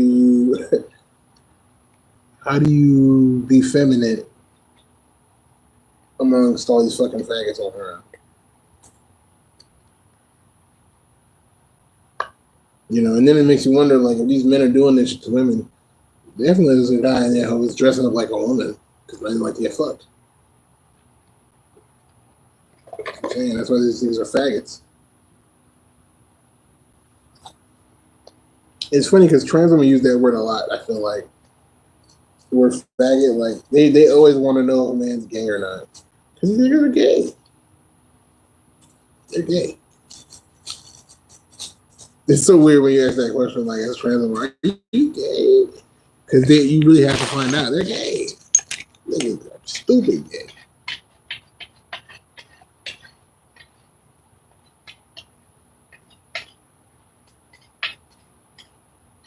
Or they're cross-dressers. A lot of those guys are cross-dressers. I'm so sick of it, though. Honestly, I'm over it. I'm just over being transgender, being like the topic of discussion all the time. Like, I'm focusing on my transition, but like, once I'm focusing on my transition, I'm not going to stop transitioning for anything anymore. Because the faster you get with it, the faster it's gonna be good for you. Like the more faster you actually just go through your transition, the better you're gonna be off. Just in between stages are the problem, the reason why you have these problems. If you just look like a cis woman or you look like a trans woman, and if you look, you know what I mean, and you were put together, like it wouldn't be a problem. It just wouldn't be a problem like that. I'm using these fucking element filters because I am so lazy. I don't feel like fucking rolling up a fucking filter. I think whoever made these was a genius.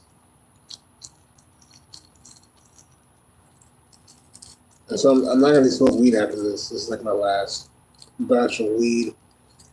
I'm just over smoking weed, guys. I think it's transitioning. Transitioning just makes you almost. It's just weird. It's a weird thing to feel, but you know it, right? Transition makes you who you were supposed to be, but at the same time, it reveals yourself to yourself. It's crazy. This is you're spiritual enough, or in tune enough with yourself.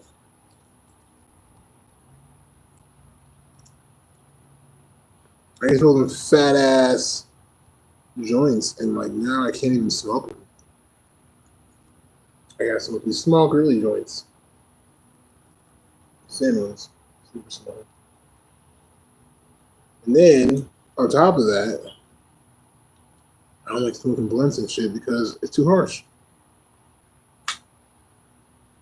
I'm almost at a point right now where I don't even want to eat meat because it's just too heavy.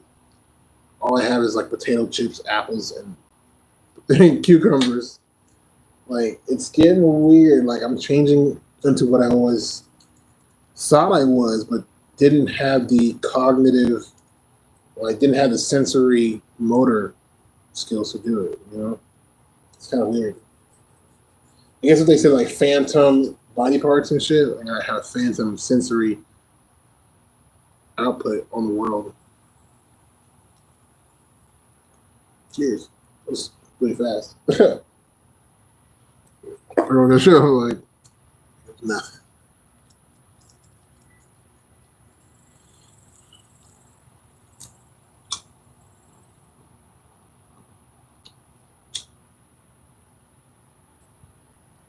Like, for me, I grew up with WeedTube.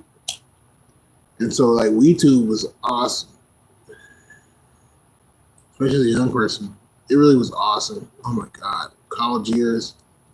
Now WeedTube is just dead. You can't post any weed on there. If I was to put, like, to show you how much weed I have, like, in this jar and all that good shit, like, it might get taken down. It's going to be a problem. That's the reason why this channel's not monetized. That's why it's not monetized. Immediately flagged me for that. And I could have took the channel anywhere. I could have did music. I could have did a lot of other shit. I have so many other interests. I have weapons. I have a whole armory. Do you know that?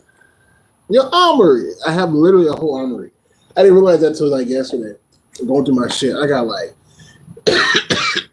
3 fucking battle axes. One that has a fucking like sword that's hidden in that motherfucker. You get what I'm saying? I got fucking like 2 different types of boxing gloves that are meant for combat and shit. So like it's like a brass knuckle in your fucking glove.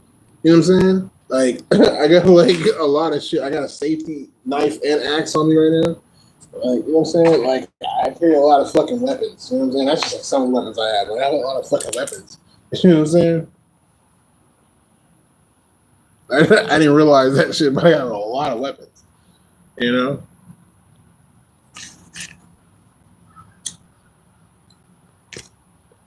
So I'm gonna start carrying when I go into the store.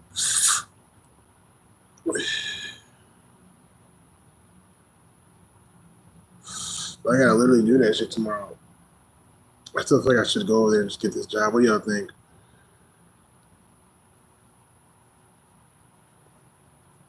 Yeah, what's like a smash button to like press or something? For real, for real. I'm really like, I don't know if I should do this shit.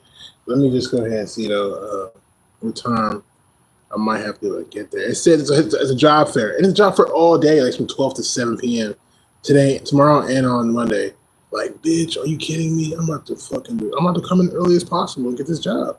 And it's like, I'm gonna get this job if I go there. And it just had in my mind, like, damn, that's wild than a bitch. Like, I'm actually gonna be able to just do this shit. Like, move on, you know what I'm saying? Like, and I ain't gonna lie to you, I really do feel like, I ain't gonna be racist, but I really do feel it's because they moved all those fucking Mexicans out of this fucking country. They were ruining this country.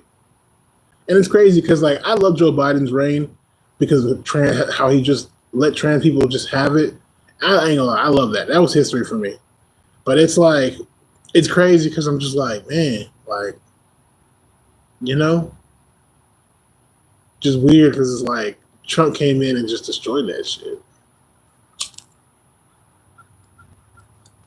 And it's like, being trans just sucks now. But it's crazy because it's so stupid.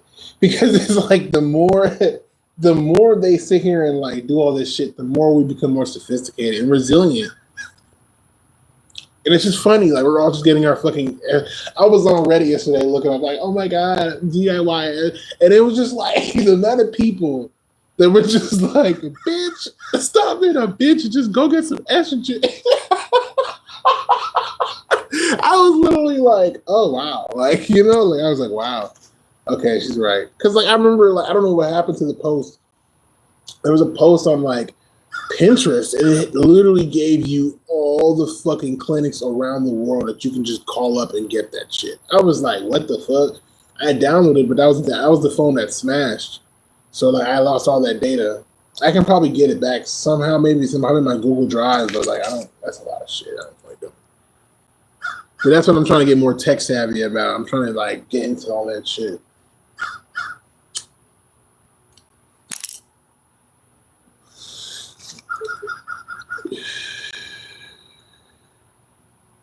My boyfriend was like, he was a pretty smart guy too, but then like he got more into. I've always been good at tech, to be honest, but I never really got the chance. I think for transgender people, I guess we're always good at IT and tech because I think a lot of us, because our brains knows the difference between like male and female certain things. Like I can tell you what features are feminine and which are masculine. Like I know those differences because we always are bombarded with that. It's like I feel like we have that like Lego mentality of putting things together and taking them apart and rearranging them and all this shit, you know, some human centipede type shit. Like, but yeah, you know, this weed making me giggle.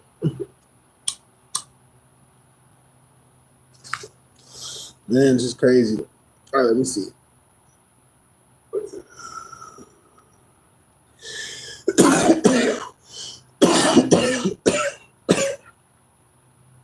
Let me see. I even have to see this real quick. Let me just see. Because, I mean, it's like 3 hours away. I got to take a lift. The thing about it is I don't want to take a lift. I don't want to spend that money. You know, that's a good amount of money that I could spend on food. That's money. I know it's going to cost me some money. It's going to be at least maybe $15, maybe even $17, $18. And I don't want to spend that money. I just don't want to spend that money. You know, I don't. And then it's like, I'm also very scared because I don't want to go down on the bus and all this other shit. And, you know what I mean? And, you know, I'm not trying to spend no money. And I ain't trying to lose no money right now. That's why I'm trying to get this job. But it's like, I just don't want them. They might even fucking try to kick me out. You never know what might happen.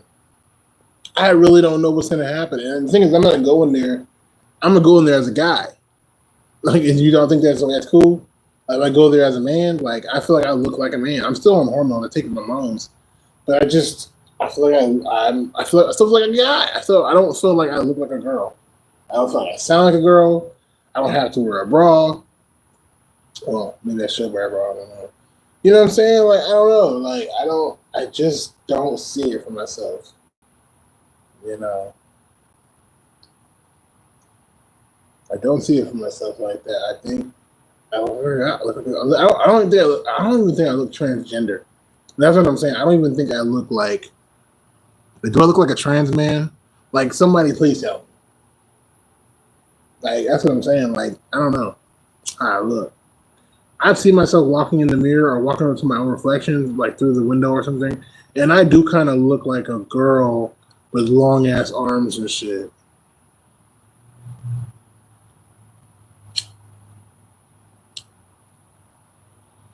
And that kind of freaked me out a little bit myself. But I don't know. Tomorrow I'm gonna wear like a button down shirt with black slacks and some like penny loafer ass shoes and shit. With a black belt on and everything, and maybe even a tie. It's a job fair, but at the same time, I just don't want to, you know what I'm saying? I don't know. You know what I'm saying? I come from that generation. You know what I'm saying? We dressed up for job interviews. I don't know. You know what I'm saying? I'm just in the dress up like that. Try to make it look casual somewhat. Just go to this job interview, you know what I'm saying? Or whatever, the job fair, and just get this job. Hopefully, they don't fucking think I'm weird as fuck. Because I've just seen job fairs or whatever where people just come and wear whatever the fuck. And it's like, I'm not the type of person. I don't even know what to wear, bro. But, you know what I mean? But for me, it's like, if I'm going to a job interview, it's business. That's what I feel like I'm doing. I feel like I'm discussing business. So, I want to dress in business attire.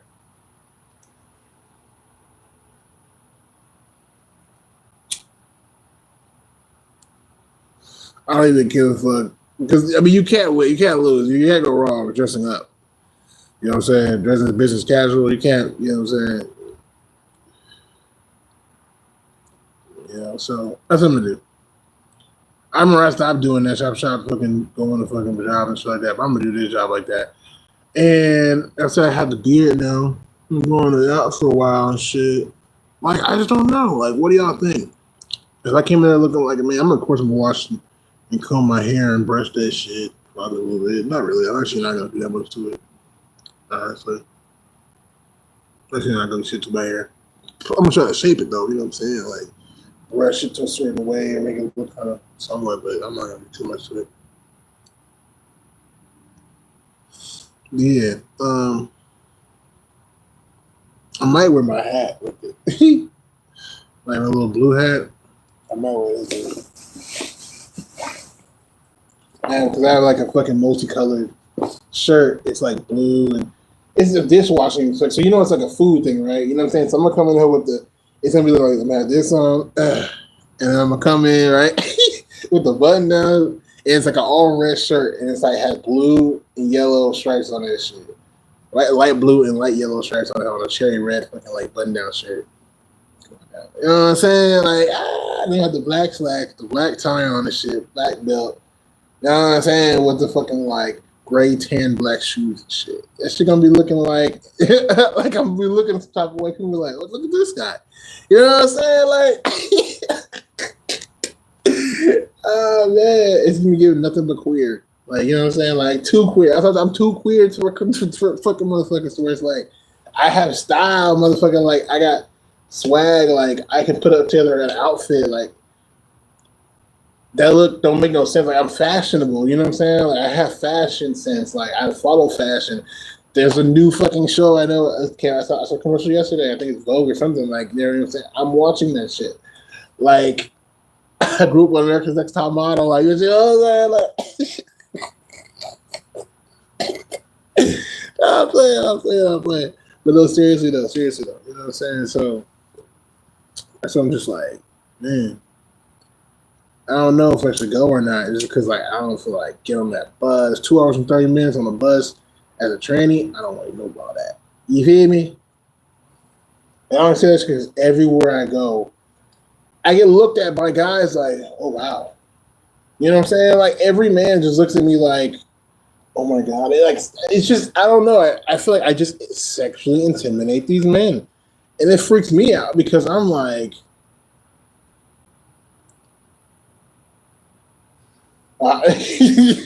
I'm thinking like, how do I look? Like, I don't know. Like I don't know. Like I've seen this, and I try to judge myself based off of other trans girls. You know what I'm saying? And it's just hard. Like we all look different. Like you have some trans girls that they look like just in so many words they look like ugly women. I don't want to say ugly women because that's kind of harsh as fuck. As a fellow femme, I understand. You know, femme presenting or wanting to present. It's kind of fucking insane. But like, yeah, it's like it's just bitch was I never knew she was trans just because she just looked like somebody's mama. You know what I'm saying? You know, and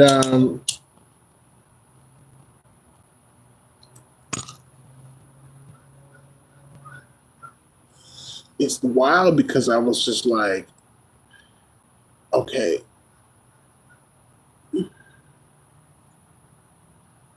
That's one trans woman. And I remember seeing another trans woman. And that's the weird thing about being trans. When you're trans, so many trans women. It's I'm sorry, I have to say this. I don't know how to say this, but like when you're a black trans woman, people fucking run to you. And this is how when you're black, people run to you for everything. Like I just remember being a fucking like a Rasta. And like Hispanic people were like, I feel that way, but they can never get into it because it was their culture. Feel that was their culture. But like, you feel me? But I'm like, it's free for all to do this shit, whoop de whoop, right? But like, it's like I don't know. Like, people run to me. Like, have you seen the episode with Xena? Oh my god, I watched this the other day. When like, I don't know wasting all this time shit because I really should be doing shit, but I don't know. I'm sorry, I'm lying with y'all, but I have so many like. So much I can tell y'all is going on. Like so many things I'm trying, and then you know what I'm saying it's coming to light right now in my head. So like, look at Xena. I was watching this shit where like this little girl with black hair and shit trying to like, you know what I'm saying? So episode of Xena with the little girl with black hair. Let's see what this big guy from what you Google fucking. There you go, found it. God damn, this was the first shit too. God damn, you know what I'm saying? I'm telling you, this shit technology getting crazy. This is probably not the best picture, but it's the most best lighting. You know what I'm saying? Her and shit, this character and shit, that shit's crazy. Like, she came to her, and she was like, she was basically Xena when she first started type shit. You know what I'm saying? But she was a little bit younger and shit. So like, you feel me? Like she was in that whole like just wilding the fuck out. She was on some fucking Rolo type shit. Me, I didn't want to kill you, my uncle. You know what I'm saying? Like tripping, like just crashing out. She was a crash out. Gabrielle had to put her in the fucking place, but Gabrielle was like an innocent soul that's learning how to fight and defend herself. So it was kind of like you saw three different. You know what I'm saying? Number of completion, we saw three different motherfucking like forms of that shit. You know, you have like Xena, who comes from all the fucking goodness that like Gabrielle comes from, but like she lost her shit and got lost in her way, came evil with the shit, and had to come back to the shit. And then you got Gabrielle who lost her shit, but she didn't lose her way because Xena fucking was like, hold on, bitch, I got you. You ain't gotta lose your way with that shit. Keep that shit. And that's what she saved her village. You feel me? And then you got motherfucking this chick. Her village was already fucked up. She'd been fucked up. And before that, when she was younger. So she was younger than Xena with the shit. You feel me? So she kind of like, it's different. You feel me? And so, but Xena's older, so she like, shit, and been through shit. So she like, okay, hold on, wait a minute. And she's kind of still fresh in it. That's what I'm saying. So it's kind of like that. That's very fucking the reference was about. Going too deep. Yeah, when they trying to make parables out parables. I was even talking about it, to be honest. You know, this shit, man. I just fucking lost my whole fucking place in my fucking head where I was at with this shit. Hopefully I come back to it. Oh yeah. So that's how like a lot of fucking trans women like see you. They're like that girl, and that's how they see. That's how people see black people and shit. Anyways, what I'm trying to say is, I'm just saying that just to say there's like I get a lot of that shit. You know what I'm saying, from people and shit. So it's like I get this admiration from people.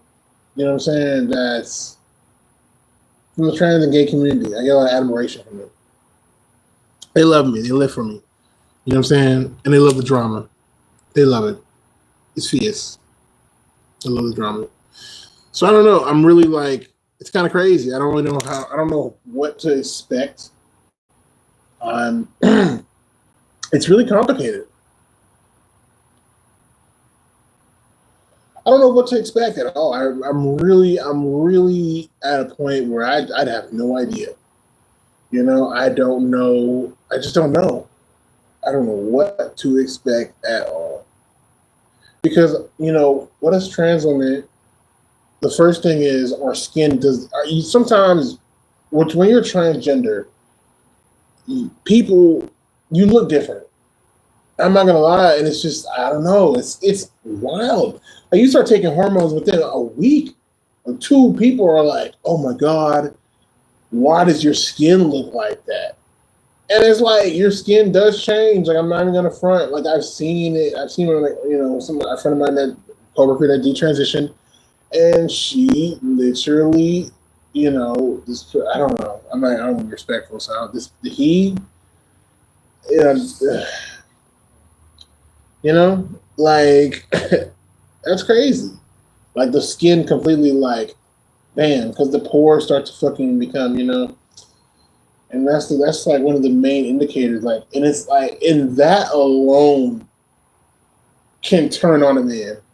That alone will turn him on in the most weirdest of ways, because it's like he's seeing, like, in his eyes, it's like he's seeing, like, female skin. I remember when I had a coworker, it was like middle-aged white lady and shit, trans woman. First trans woman ever, and I fucking fell in love with her on some, like, and I'm like, because I was attaching her to my problems. I had a crush on her, but I took it too far, and I really was attaching her to my own problems, and I was projecting my problems on her, but I didn't see that shit at the time. And that's what these people do out here, because they come from, like, you know, this place. And so, like, that's why these niggas act this way with me. So they just stare you down, because it's like, in their mind, at the time, I can think about my mind, I was amazed. Because I used to stare at her ankles, because she was wearing these, like, pants that were her, you know, where her ankles were showing shit. I used to stare at her, like, ankles and her leg up here and shit. Just stare at that shit like a fucking. And then, like, you know, how do you put this? Your brain goes from, like, attraction to, like, okay, attraction. Like, you know, your brain's like, man, you stare at the ankles. Why are you staring at the ankles? It's because her skin looks like female skin. You know what I'm saying? And that's what's fucking you up. But you don't want to look at the rest of her body and her face and all that other shit, because it's too much. You're going to get bombarded. You need to, like, dissect this shit. So you're like, okay, I'm going to just stare at her ankles. Because, you know what I'm saying? And you stare at the ankles and you're just like, damn, motherfucking ankles is you know what I'm saying? Motherfucking ankles is feminine. You know, like, and you're just like, you look at the skin, you're like, the skin is literally, like, thinner or shit, and you just be like, damn, like, the skin is thinner. The skin is even, like, lost its, like, it's oil texture. It's thinner and softer, like this, and by the look, and you're just like, what? Like, your brain kind of, like, you have to, so you're trying to, your brain is trying to, like just accept that shit. Like, you know what I'm saying? Like, on the cool. But then, like, because you're a man or whatever the fuck, you end up like, oh my God, like, that's like, it's like your brain doesn't know how to say, like, that's an indicator of our categories of fucking. You don't think about it like that, but it is. It's really fucking weird. And then you don't, like, understand what to do. Like, your brain is like, as a man, but I'm seeing female skin.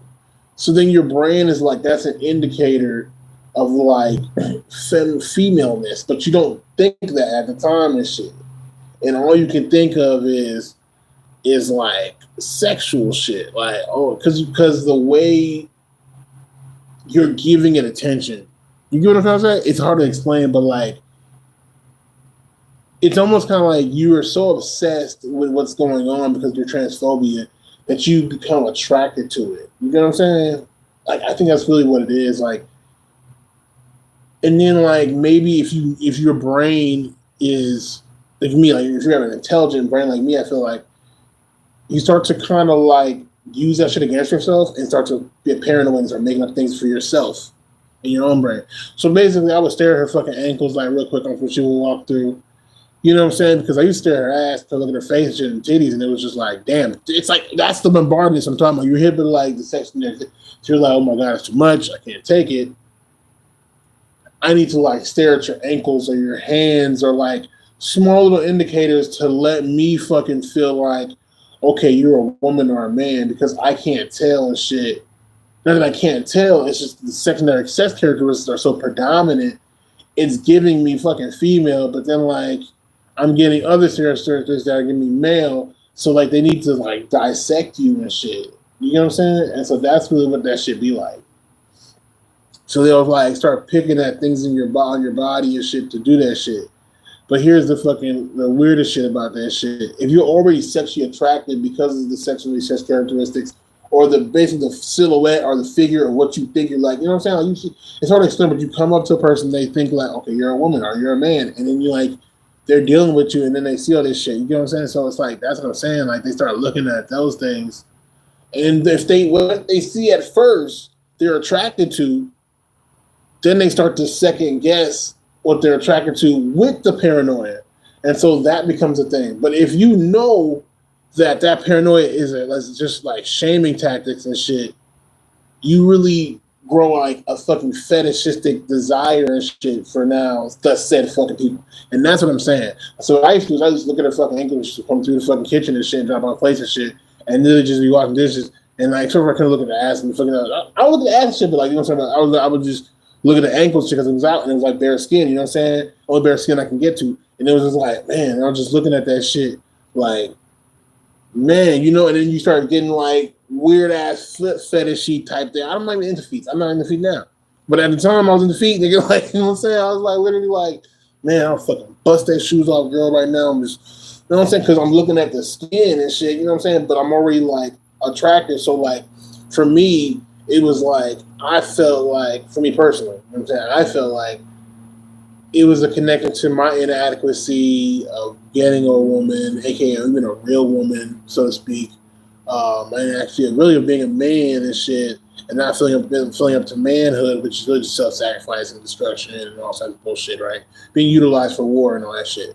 So like, I didn't realize that at the time, and that's why I had all this anger and energy and rage and did not know how to fucking take the testosterone and actually utilize it. Because even if you have all testosterone, you shouldn't be a fucking angry son of a bitch. Like, men are the builders. You know what I'm saying? To do that, you gotta like actually take the time and like think. You know what I'm saying? To be an architect, you gotta actually like, you gotta have the strength and all that shit, but you gotta know what you're doing with it. You can't just be throwing mud fucking shit stains everywhere. You know what I'm saying? So didn't do that shit. You know what I'm saying? So that's what fucked me up and shit. And so it took me a while, and I had to fucking, you know, and it's like I said, as a talented person, you do the work, and you know what I'm saying, and it's a lot of sacrificing of who you used to be, and it's really hard to move on. It's really hard to fucking get over these things because of so many things happening to you currently, not really knowing what happened before, like what it was even that shit. It's a roller coaster of shit. It's crazy. So, you know, yeah, you know, I didn't handle it that well. You know, I ain't gonna lie. It was a lot going on. And that was the craziest shit because when I saw her, that was when I first, in my mind, was like, I need to fucking move away from my parents and like just transition to be a woman. Like in my mind, you know?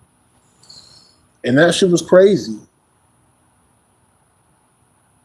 Because I did that shit, and then like at that time, I even came out as a gay guy, and I didn't come out as a gay guy. Honestly, I was trans.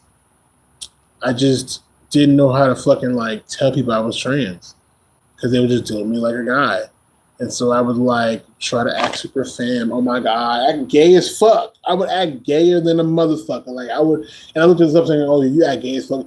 I was acting like straight up like a fuck. Like, I mean, I was giving girl all the time. Like I was always like, no, trying to give gay girl type, gay. I was giving fucking goddamn gay all day, and just to do it, just to like prove that that's where I was. That shit was weird, really weird. And then, you know what I'm saying? Like that shit didn't work. So then, like, I don't even remember. My brain just kind of like deleted that shit right now, honestly, because of how dramatic it was. But yeah, that shit didn't work for me. I just deleted it from my brain right now. I'm not gonna lie, it did. Yeah, I don't remember the memory. Like the memory that I got that from right now, like we just deleted that whole shit. I can't even think about like that era right now and shit. Like that whole chunk of my life, like early 20s and shit. Like when I was like, okay, now I'm trying to remember. Okay, yeah, okay. So yeah, you see how that shit happens? That's what I'm saying. Like that should be happening. It's like I forget, and that's like when you're down low, it's because you're traumatized to be like multiple personality. You know what I'm saying? When it comes to yourself and whatnot. Anyways, who cares? So yeah, that's what I'm gonna say. So like, yeah, like I was trying to act super gay. I remember that shit, and it just didn't work out for me. It was just like it was just weird. And then it's sad. Maybe this is why you're trans, but that's why you really have to like force that shit and like transition. You know? I don't know. But I remember at the time, yeah, so yeah, and then I got pretty much pushed back in the closet. Yeah. I was literally like, I was cross dressing. A lot of us actually came out as gay. I remember I saw one of my high school buddies, and he was gay as fuck, but of course I'm not gay in high school. And then he was like, I saw him on the bus one day. And the funny thing was like, he did the exact same thing I did. Heard about trans women, felt so much connection, felt hope. And literally, it's sad. And then like, this is what I did. I got some makeup from the dollar store. And horrible makeup, like, Key and Peele, like when they pretend to be German soldiers type shit, like Dave Chappelle type shit, trying to look like a white guy, like that's how I look. That's how their faces look like, powdered like that, trying to put on fucking makeup and just doing a horrible fucking job, looking like a ghost, looking fucking ugly as fuck, trying to fucking sit femininely, and then you try to go outside and get validation. You're not. You are. You go out in public and you try to walk around and see if anybody's and then you're like in your brain, you're a girl. You're like, oh my God, I'm a girl. And it's so fucking fucked up because I'm not gonna lie, like, it is like a mental disorder. At that moment, it is like a mental disorder because I remember feeling those things and it was like, that feeling was so weird. Even for me because there was so much shame, there was so much, I remember walking to the dollar store and I went to the fucking girl section and I just kept on fucking like walking by the makeup. Because I could never just go in the women's makeup section and then nobody was there to just grab some shit like other places because I've never been to girl before. So I don't know. It's like the restroom. You go into the restroom, you're like, what the fuck? Oh my God, all these women are here. What the hell's going on? Like, what the fuck? Like, that's what happens to you. So it's like things like that freak me out. And like, you have to be amongst women and like, you're obviously a cross-dressing fucking faggot, like, and then nobody says anything. Everybody's acting all weird. You're acting weird. You feel weird. And then I remember like just looking around feeling weird. And I realized nobody fucked with me because I'm 6'2". And then at the same time, like, I remember looking behind me and some white guy, but he was all up on me. Like, just like literally, I looked around. He's like right behind me. Right. And so, like, I'm like, what the fuck? Then I turn around and he's looking back at him like, why are you, like, following behind me? Then dude was like, hey, man, everybody knows you're gay as fuck, bro. And I remember just paying for my shit. and then running back, like, you know what I'm saying? Running like out the store and then leaving. And then I remember like after that, and then I'm going back the next day, and then in my mind, I'm like, okay, I'm gonna go in that old guy mode, and be a guy again.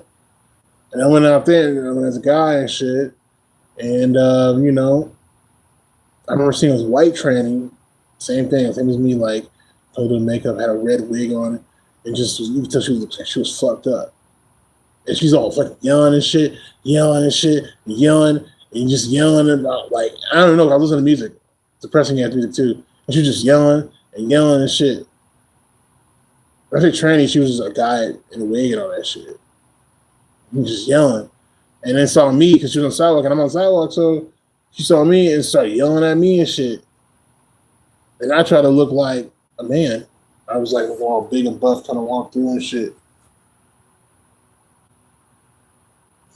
It's crazy. And that's what I was saying. It's like,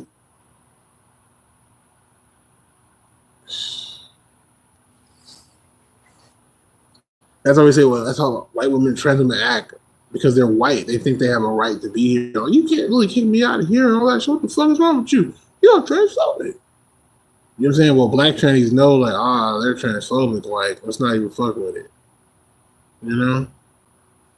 That's why she says that shit. So all the shit that we used to do as trans people, to be stealth and all the shit, or not be stealth, whatever, white trans women, like, are the worst of it. Like, black trans women are not really gonna do all that shit. You know? Like, hey, we know our place, whatever. But anyways, it's just one of them things.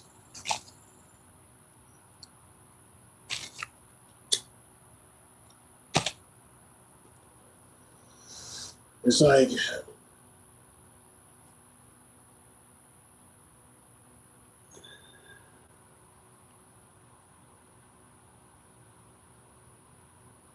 so that's the situation right there, you know. Like, that's all I'm scared of. I'm just scared to really like get in there and then like doing all this shit. Because I literally, like, when that point in my life and I was going through that, it was such a weird moment in my life because I was really like, I wanted to transition. And then I was watching, at that time I was watching a lot of YouTubers that were trans. That were like, I'm trans, fucking 1 month on HRT, da-da-da-da. You know, the transition timelines, those really are dysphoric as fuck for a lot of trans people. A lot of trans people, it's dysphoric for a lot of people. You know, I don't know, I'm gonna say that. I hate cross-dressers that are transitioning, or maybe they're not, but they always like look at transition videos and then they like, I don't know, I just think I've heard somebody say like detransition because they were looking at these transition videos and got all like gassed up on them. I was like, what? That's crazy. Like, bitch, that's not what? Like, it's crazy. Like, I don't get it. But anyways, yeah, so I don't know. I'm like,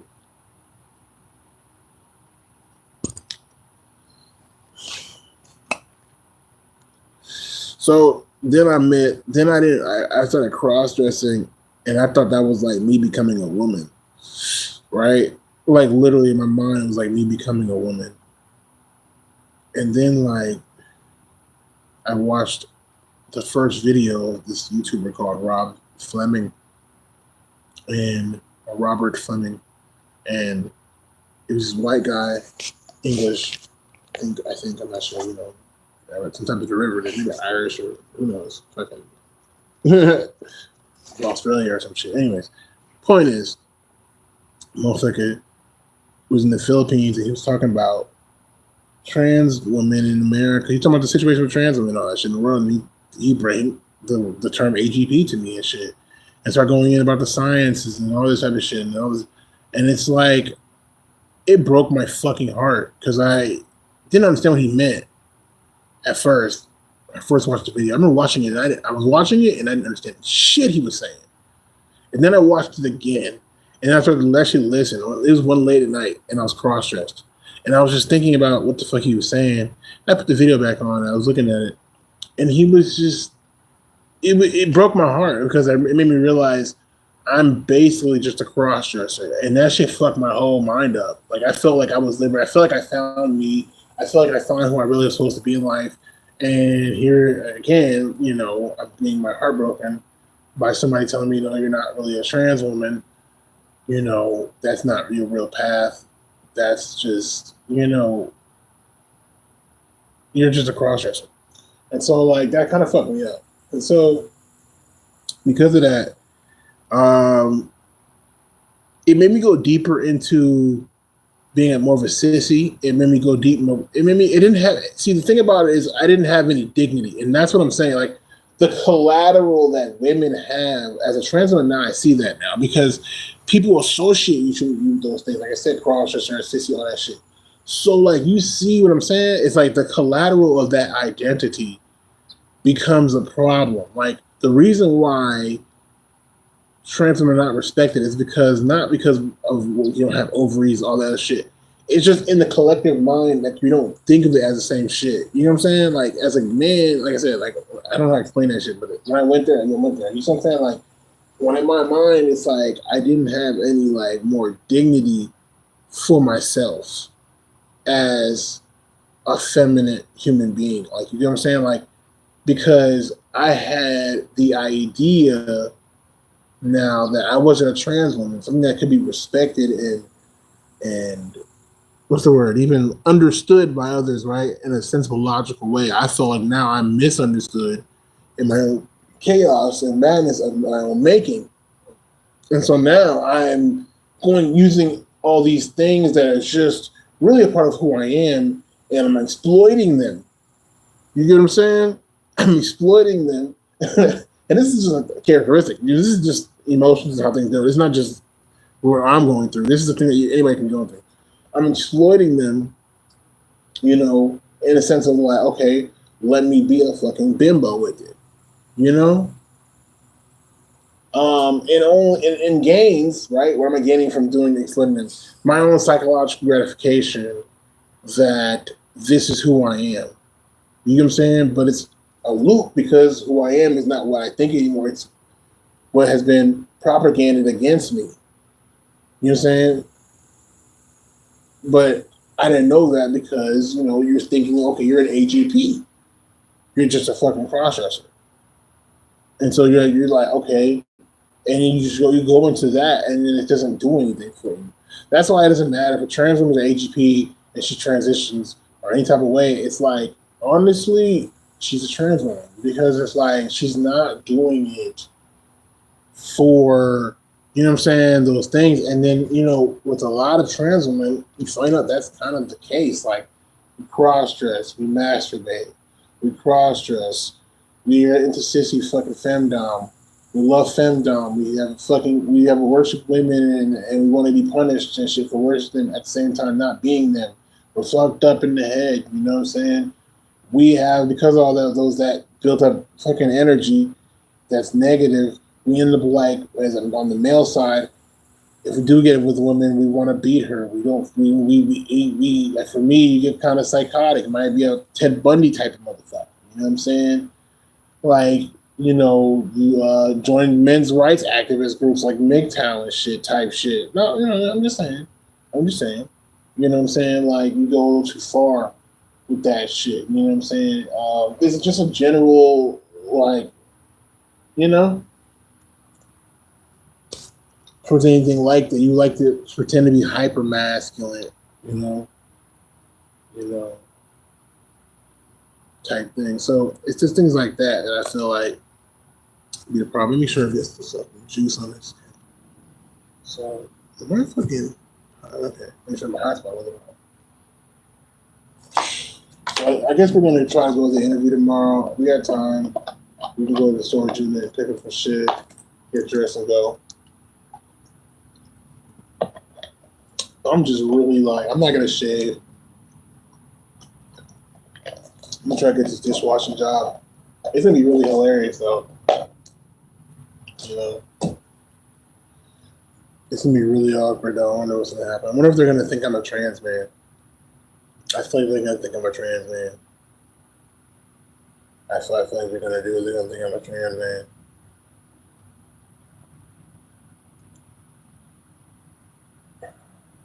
It's crazy. Or they're gonna think that I'm a trans woman that fucking goddamn detransition. Probably. I don't even know. These people are just, it's just crazy.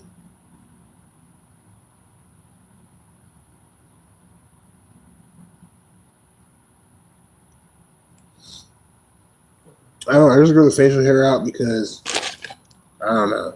I just got tired of shaving it all the time. And I don't know.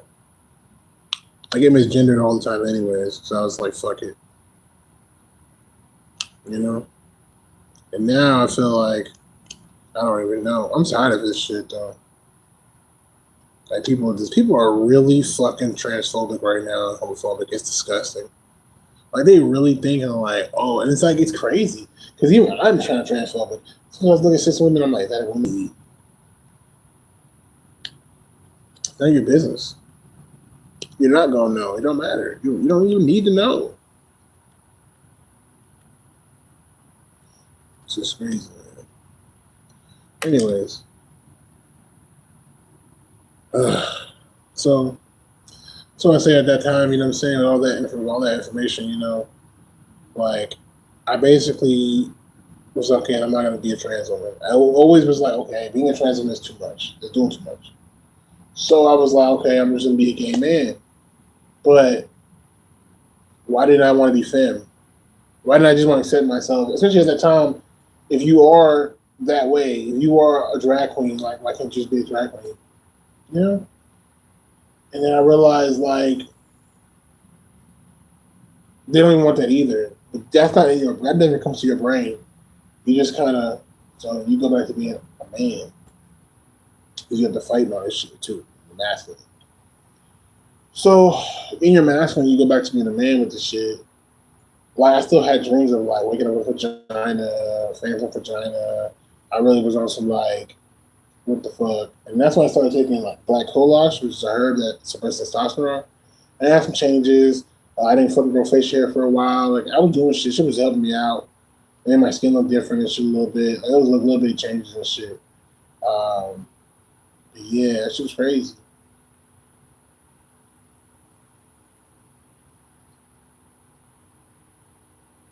Everybody, and for 1 second, I remember like I had a beard, but then I shaved it off because, you know, I played stand shit. Motherfuckers called me a fucking bitch for that shit, for shaving my facial hair off. And then I started like not giving a fuck about it, and then started like, I'm hold my hands like this and shit. Hold my hands like this while I'm walking. And niggas were thinking, oh, you bitch. You really fucking being fat. You just gay. Gay. You know what I'm saying? Fag, all this other shit. Like, come on, bro. Like, in reality of things, the fuck is going on? I'm just so sick of shit. And then it's like, I just stopped doing shit. And then, like, bam, they hired a fucking white trans woman. And then I saw her and I was like, oh shit. And you know how it is. You're already like in that. So I was like, man, it's beautiful. Then, you know what I'm saying, found out everybody didn't like her because she was trans. But then I also was kind of jealous as fuck of her because she was fucking hot and beautiful. And then, like, I started acting super manly and shit because I was trying to riz upon her. I was trying to get her. But then it was like she was grown as fuck and everybody was homophobic. So it was just weird. So I was like I was literally forced back into the closet and to be a down low nigga.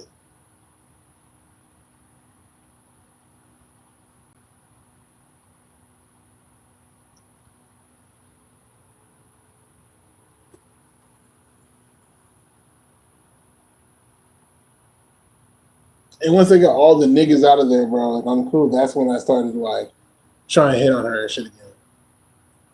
Let me get the point. This is bad. Shit's crazy, man. And then it was crazy shit. And she was still cool. She was still trying to be cool with me. But I ended up doing that shit where I was like, you know, you not nigga dude. Man, bitch, I don't want to talk to you, bitch. Like they ignore you too much. But they don't do it because they're insecure. I was very insecure. And she was ready to mingle. She was cool. She was cool. I just wasn't like, I wasn't ready myself. And I had like I pulled back. And then she's like, I pulled back. She was like, nah. And didn't want to fuck with me. So I was scared. You know what I'm saying? Trans women are scary. They're intimidating. I mean, they do all this shit. They're hot as fuck. And, you know what I mean? You don't know what to do. And then, like, you have all these other issues with yourself. What's going on? How do you can't, you know? You can't even talk to them and shit. And it make you feel so fucked up. And I think that's the true transphobia that people like feel when they deal with trans people. That's what's going on in their brain. They just feel bombarded by all these fucking like social norms of homophobia and transphobia. They're just like, and then that's when they get angry and they're just like, when they're communicating with you because you're communicating with them like a normal person, it's just they can't do it. And it's just like, you need to be gone. I need you to get the fuck out of here, my face, bro. You gotta leave. You just gotta get out of here, man. Get out of here. You know, their brain can't fucking like function. And I think that's what happens. You know? Another way it works is they have like cognitive therapy. Like they see trans queer people like talking to other fucking people. That's why all those like talk things on the fucking YouTube were like important because it showed like it was all the comedians, all that shit. It was for fucking cis people to get what they had in their brains out once they saw trans people. Like for the world of cis people to be like, you know, to stop, just with the paranoia and all that shit, to be like, oh, this is what they were feeling. They never done wrong with that. It's just like after a while, it gets like, okay, something wrong with you. It's gonna turn, and that's what it's gonna turn into. It's gonna turn into, okay, bro, like this trans people. It has to be. I feel like they have to do this shit. I don't feel like they're gonna kick out trans people from Texas that long ago because there's so many people here that are trans. They're going to be trans, and it's like you can't tell them they have to fucking go away to like Vermont just to fucking like be trans. It's stupid. And you could be trans here as long as you fucking have money and shit. Like if I had a good online job and shit, or whatever. Yeah, I could do that shit. So, but anyway, I'm just saying. So that kind of scarred me for life, and you know what I mean. I quit my job because of that shit. I just couldn't do it. When I tried to ask her out, and she like said what I was thinking, and then like fucking rejected me, and it was just, I felt like a piece of shit. And at that time, I kind of came with the terms that like, and it's crazy. I did all the inner work by myself. I did all the inner work. I didn't need to fucking date a trans woman. And I did all the inner work by myself, and I realized, you know, that, you know, that I wanted to be her, and I didn't want to be with her. You know, and I don't know, like seriously, you saying like some negative. I don't know, but it's just like. What fucked me up, what completely fucked me up, was the rejection. Fucked me up because I was rejected by everybody in my life already. My family already threw me away because I came, you know, basically came out as gay. They made me come out the closet as gay because I was having gay sex with people and shit like that. And I was looking up gay shit on the internet.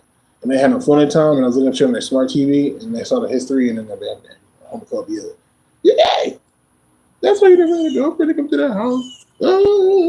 You know, and you're already kind of like, you're fucking pissed. You're fucking stupid and crazy. Like, fuck y'all niggas. And you're trying to come up to yourself and all that shit, and you might even be trans, and you're like, oh my God, like, it's crazy. So yeah, it's just like everybody rejecting me in my life pretty much. Like, nobody sees you, and you know somehow transgender people see you. Even though they don't see you, you know, it's like it's hard to explain. Like, you know that trans people, when they say shit, you resonate with it so much that it's like you feel like they see you, and then you're just not comfortable with your femininity. And then, like, you know, what fucked me up is like I would have time that I'm cross-dressed. I remember one time I cross-dressed, I fucked up. I wore my sister's wig. It was a fucking shitty ass wig, all the shitty ass wig she had. She saw me and she got scared as fuck, started freaking out. After that, I couldn't fucking process in the house anymore. But it's just like, why do I have to limit myself for you guys? And that's what it always came down to. It always came down every time I touched femininity, it was always like capital fucking punishment. You know? Strike her! Strike her! You know what I'm saying? Does Platt get his ass beat? I think he does, but I never seen his ass beat before. It's some Kenta Kente scene, man. Let me see look that shit up real quick.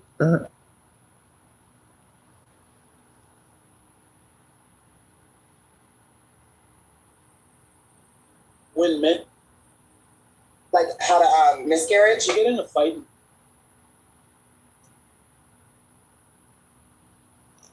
Kunta Kinte whipping scene. We got it. I never got it. I said your name is Toby. Kunta Kinte. What is this? This Your name is Kakarot. What's your name? Goku. Son Goku. Whipping rabbits.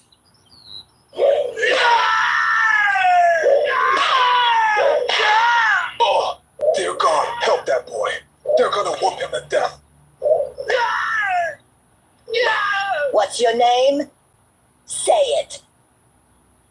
Kakarot, who are you?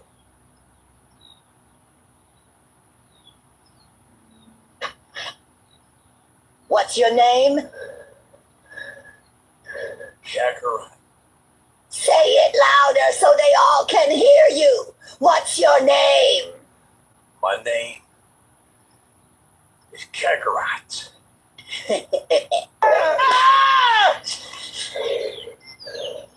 Your name is Kakarot.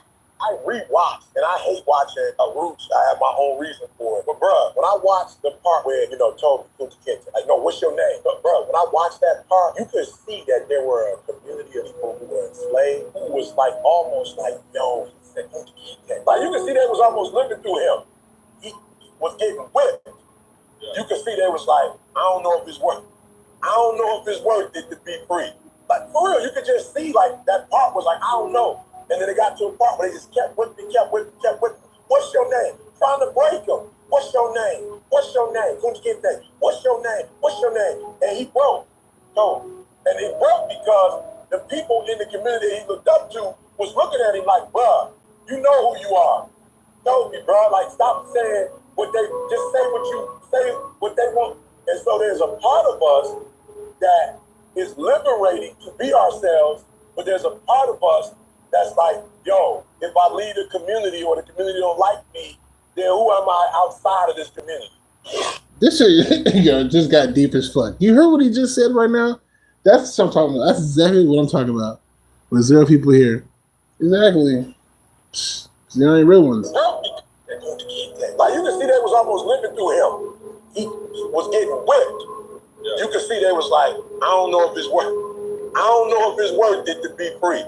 Like, for real, you could just see, like, that part was like, I don't know. And then it got to a part where they just kept whipping. What's your name? Trying to break them. What's your name? What's your name? Kunta Kinte. What's your name? What's your name? And he broke. And he broke because the people in the community he looked up to was looking at him like, bruh, you know who you are.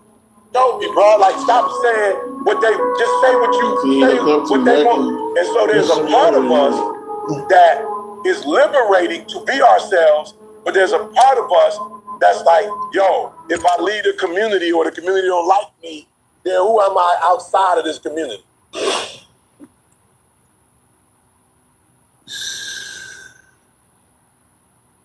You know what I'm saying? And that's why you get stuck. That's why trans women people get stuck and shit. And that's what I was dealing with.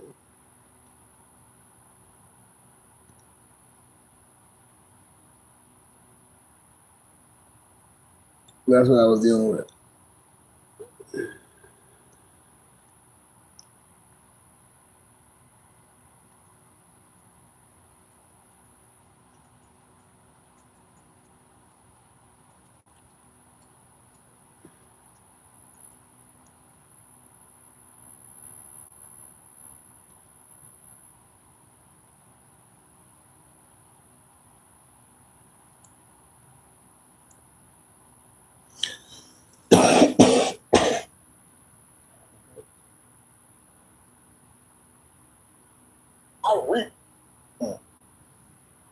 So that's pretty much what that's about.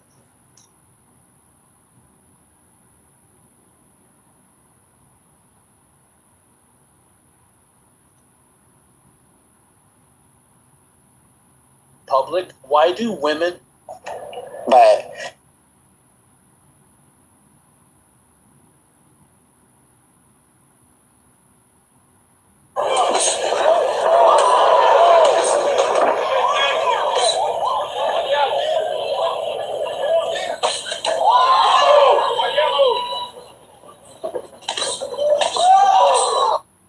Gay, girl, don't play.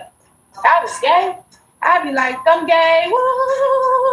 I hang with the gays, but I ain't gay. Gay, girl, don't play.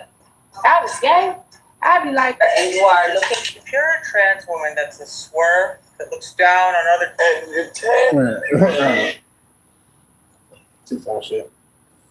But yeah, that's all I gotta say. So I was saying at that point it was a lot.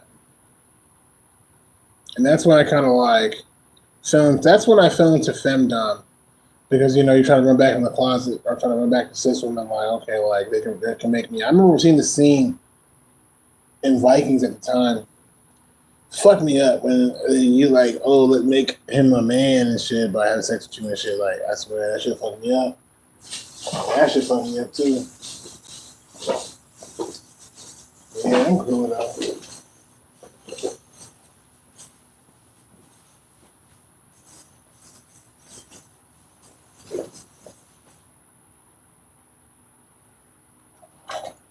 So now I just realized now just to kind of chill out.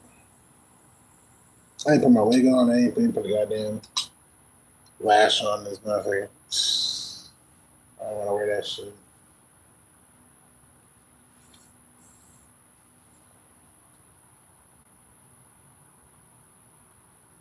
There's gonna be fucking men out there that are gonna be trying to fucking hit on me. I already know because they're chasers. There's gonna be chasers and phobes. Chasers and phobes. That much is obvious.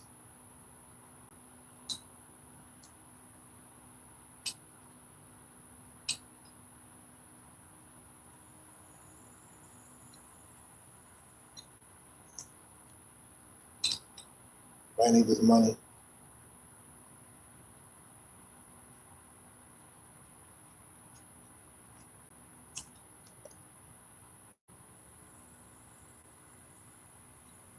I remember I went to Austin and shit, and I was doing the same thing. I was acting like a fucking fag, standing like a fag, kind of fucking be all girly and shit.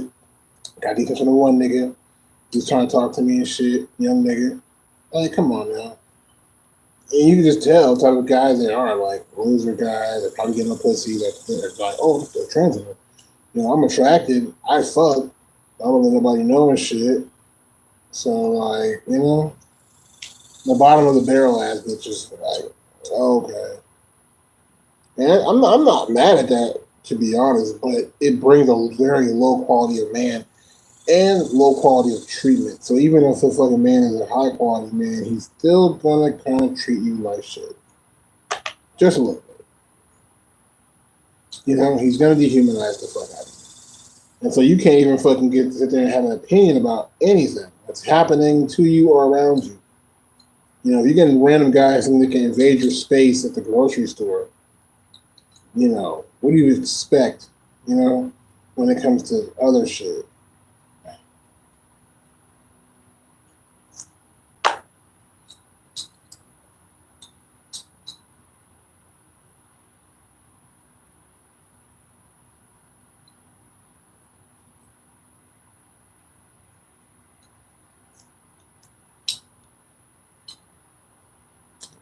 It's funny because I think they have.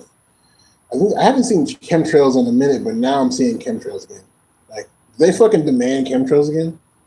I think they made chemtrails legal again. But I have not seen chemtrails in a while. Well, I just haven't seen chemtrails in a while. But like now I'm like seeing chemtrails again, where it's like, what are those bursts of fucking, and they're like coming like there's like okay, there's like clouds and then there's a chemtrail coming behind it. That's really fucking good.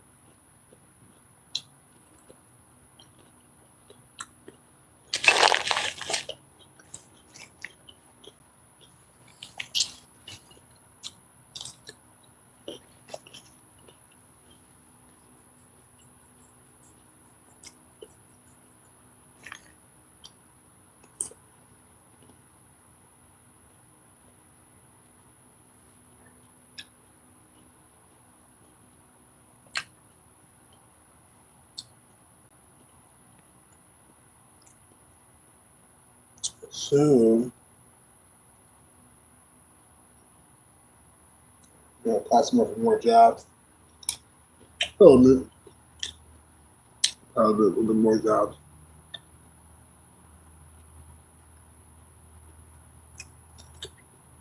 But we're trying to get, after all that shit, I had to update you guys. I was supposed to go live yesterday, probably, but I didn't.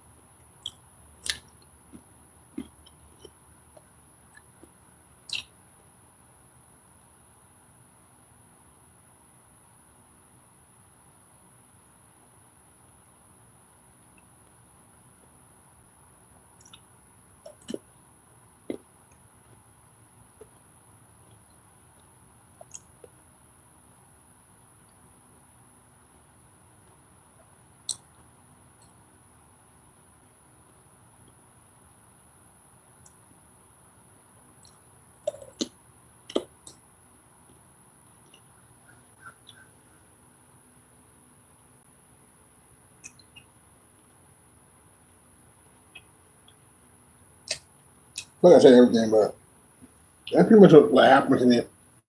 Like when I first came to the conclusion I was transgender. And so I remember I was taking those pills, the Black Cohosh. I stopped taking them because my bowel movements started to feel weird, and the stool started to turn bright orange, like this color and shit. So I didn't like. I took Cargo that had internal bleeding. I heard that taking herbal estrogen are just because they weren't herbs. They weren't like capsule like you have those. They're white pills. White pill. And it was used for menopause. It's a menopause pill. That's what I was taking. Isn't that crazy? I was taking a menopause pill as a testosterone blocker. And you don't see that shit on the market that anymore either. And I think that's the reason why. But I don't know. Right? Like you can't go to any grocery store or Walmart anywhere and find that shit. I used to look for it. Remember when I was like transitioning when I was in Austin, I was looking for fucking herbs to take. I couldn't find that shit. And there's even feminized. You can go to the fucking grocery store and actually get some like good medicine. And find some feminizing, herbs and shit. Feminizing menopause pills. I'm not saying do that shit. Do not do that shit. I don't recommend it. Because those pills are meant for menopause, so they will fuck you up. They will fuck you up somehow. You're not going to feel good. Trust me, you're going to feel bad. Physically. Like over a while, you're going to be like, oh, man. It's going to work, though, but it's not going to feel good. You're not going to feel good.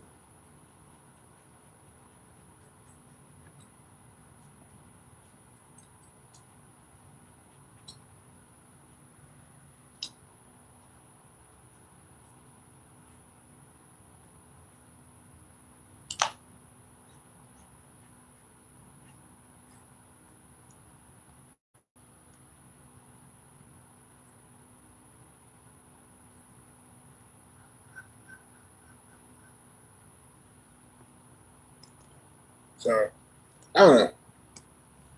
But, yeah. That shit right there. It must be kind of sweet. Kind of weird. But, yeah,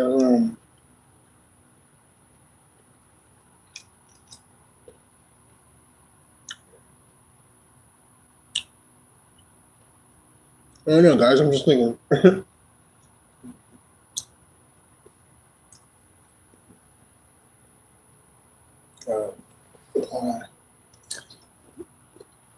I gotta find jobs. Closer downtown.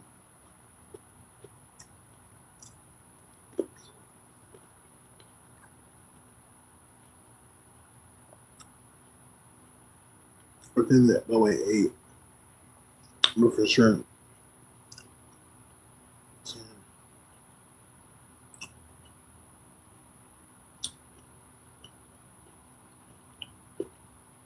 I'm gonna look for a job in the Montrose area. I don't give a fuck. That's why I want to look for work. Looking somebody up. Let's see. An apartment complex. Hmm.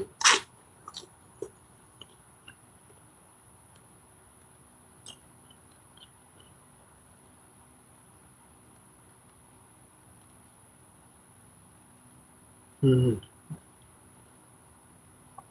Okay.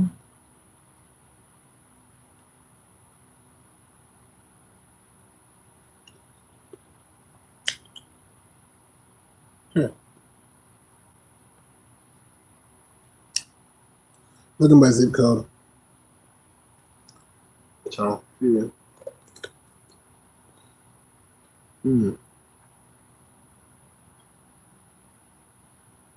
For different sizes of it.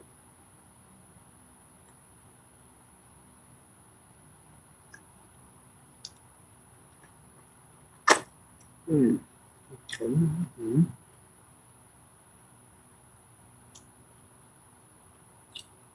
Hmm.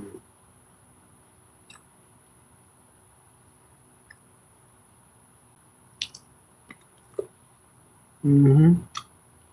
All the little restaurants and shit, no for that dishwasher position.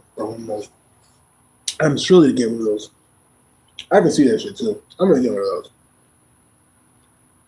There has to hire a nigga. Come on, man.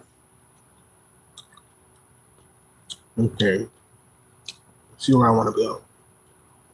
Let's calculate it.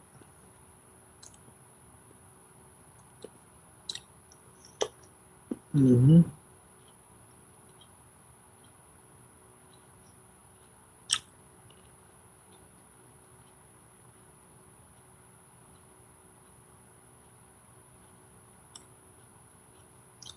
All right.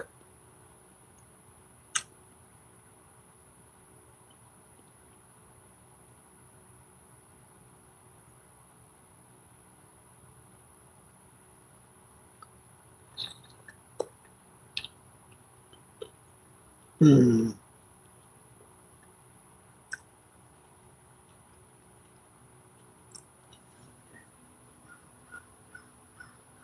Production line packer. Actually, all right.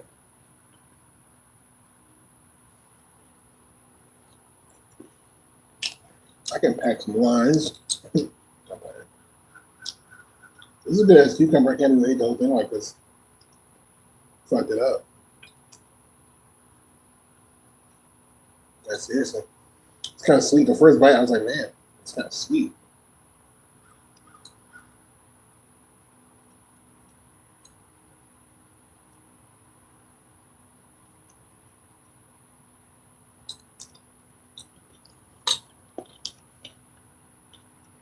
I pulled the skin out, but you don't even touch shit.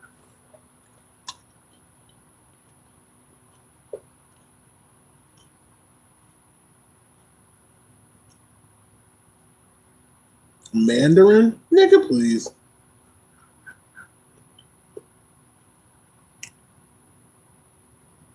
Let me get the Addy, bro.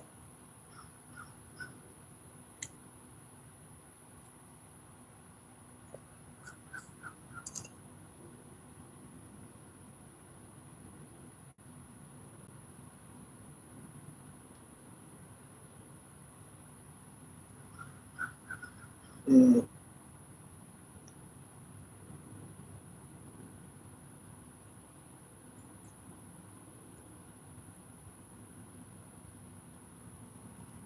See, I can be on the north side, but downtown area. Perfect. In-person warehouse experience. Let's go. Hopefully, I get this job. There's a lot of phobes in that bitch right now.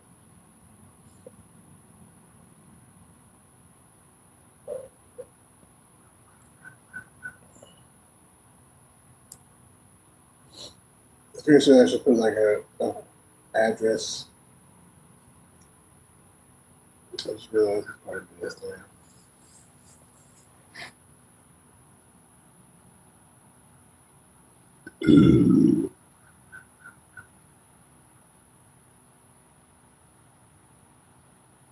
That's just crazy to do that shit. That's so fucking empathetically stupid. Like, that's so fucking stupid. Like, you know what I'm saying? Like, they really ask you for an address. You don't got an address. They're like, nah. Like, what? Whatever, bro. Milk me. So.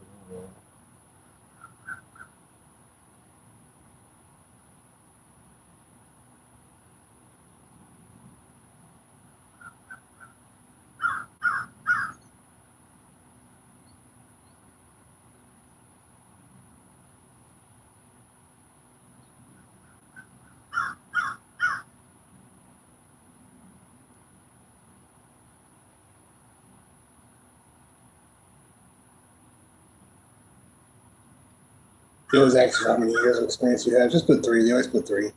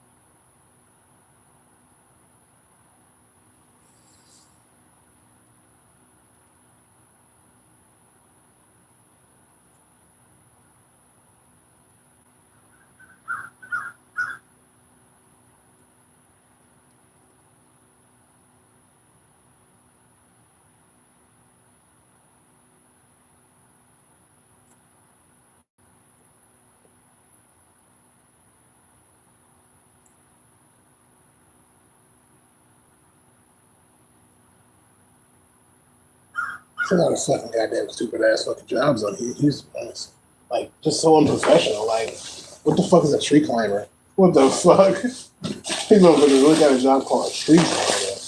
Like, I just climb the trees. And what the fuck? Like,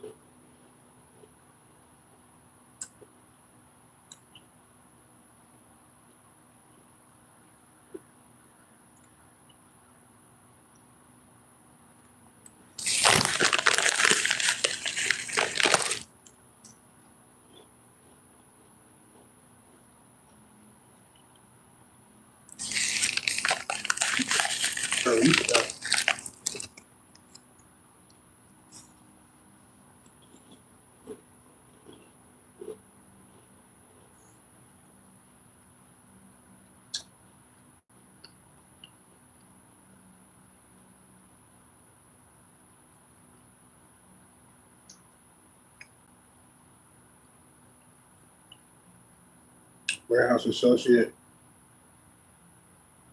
$12 to $16 an hour. That doesn't suck.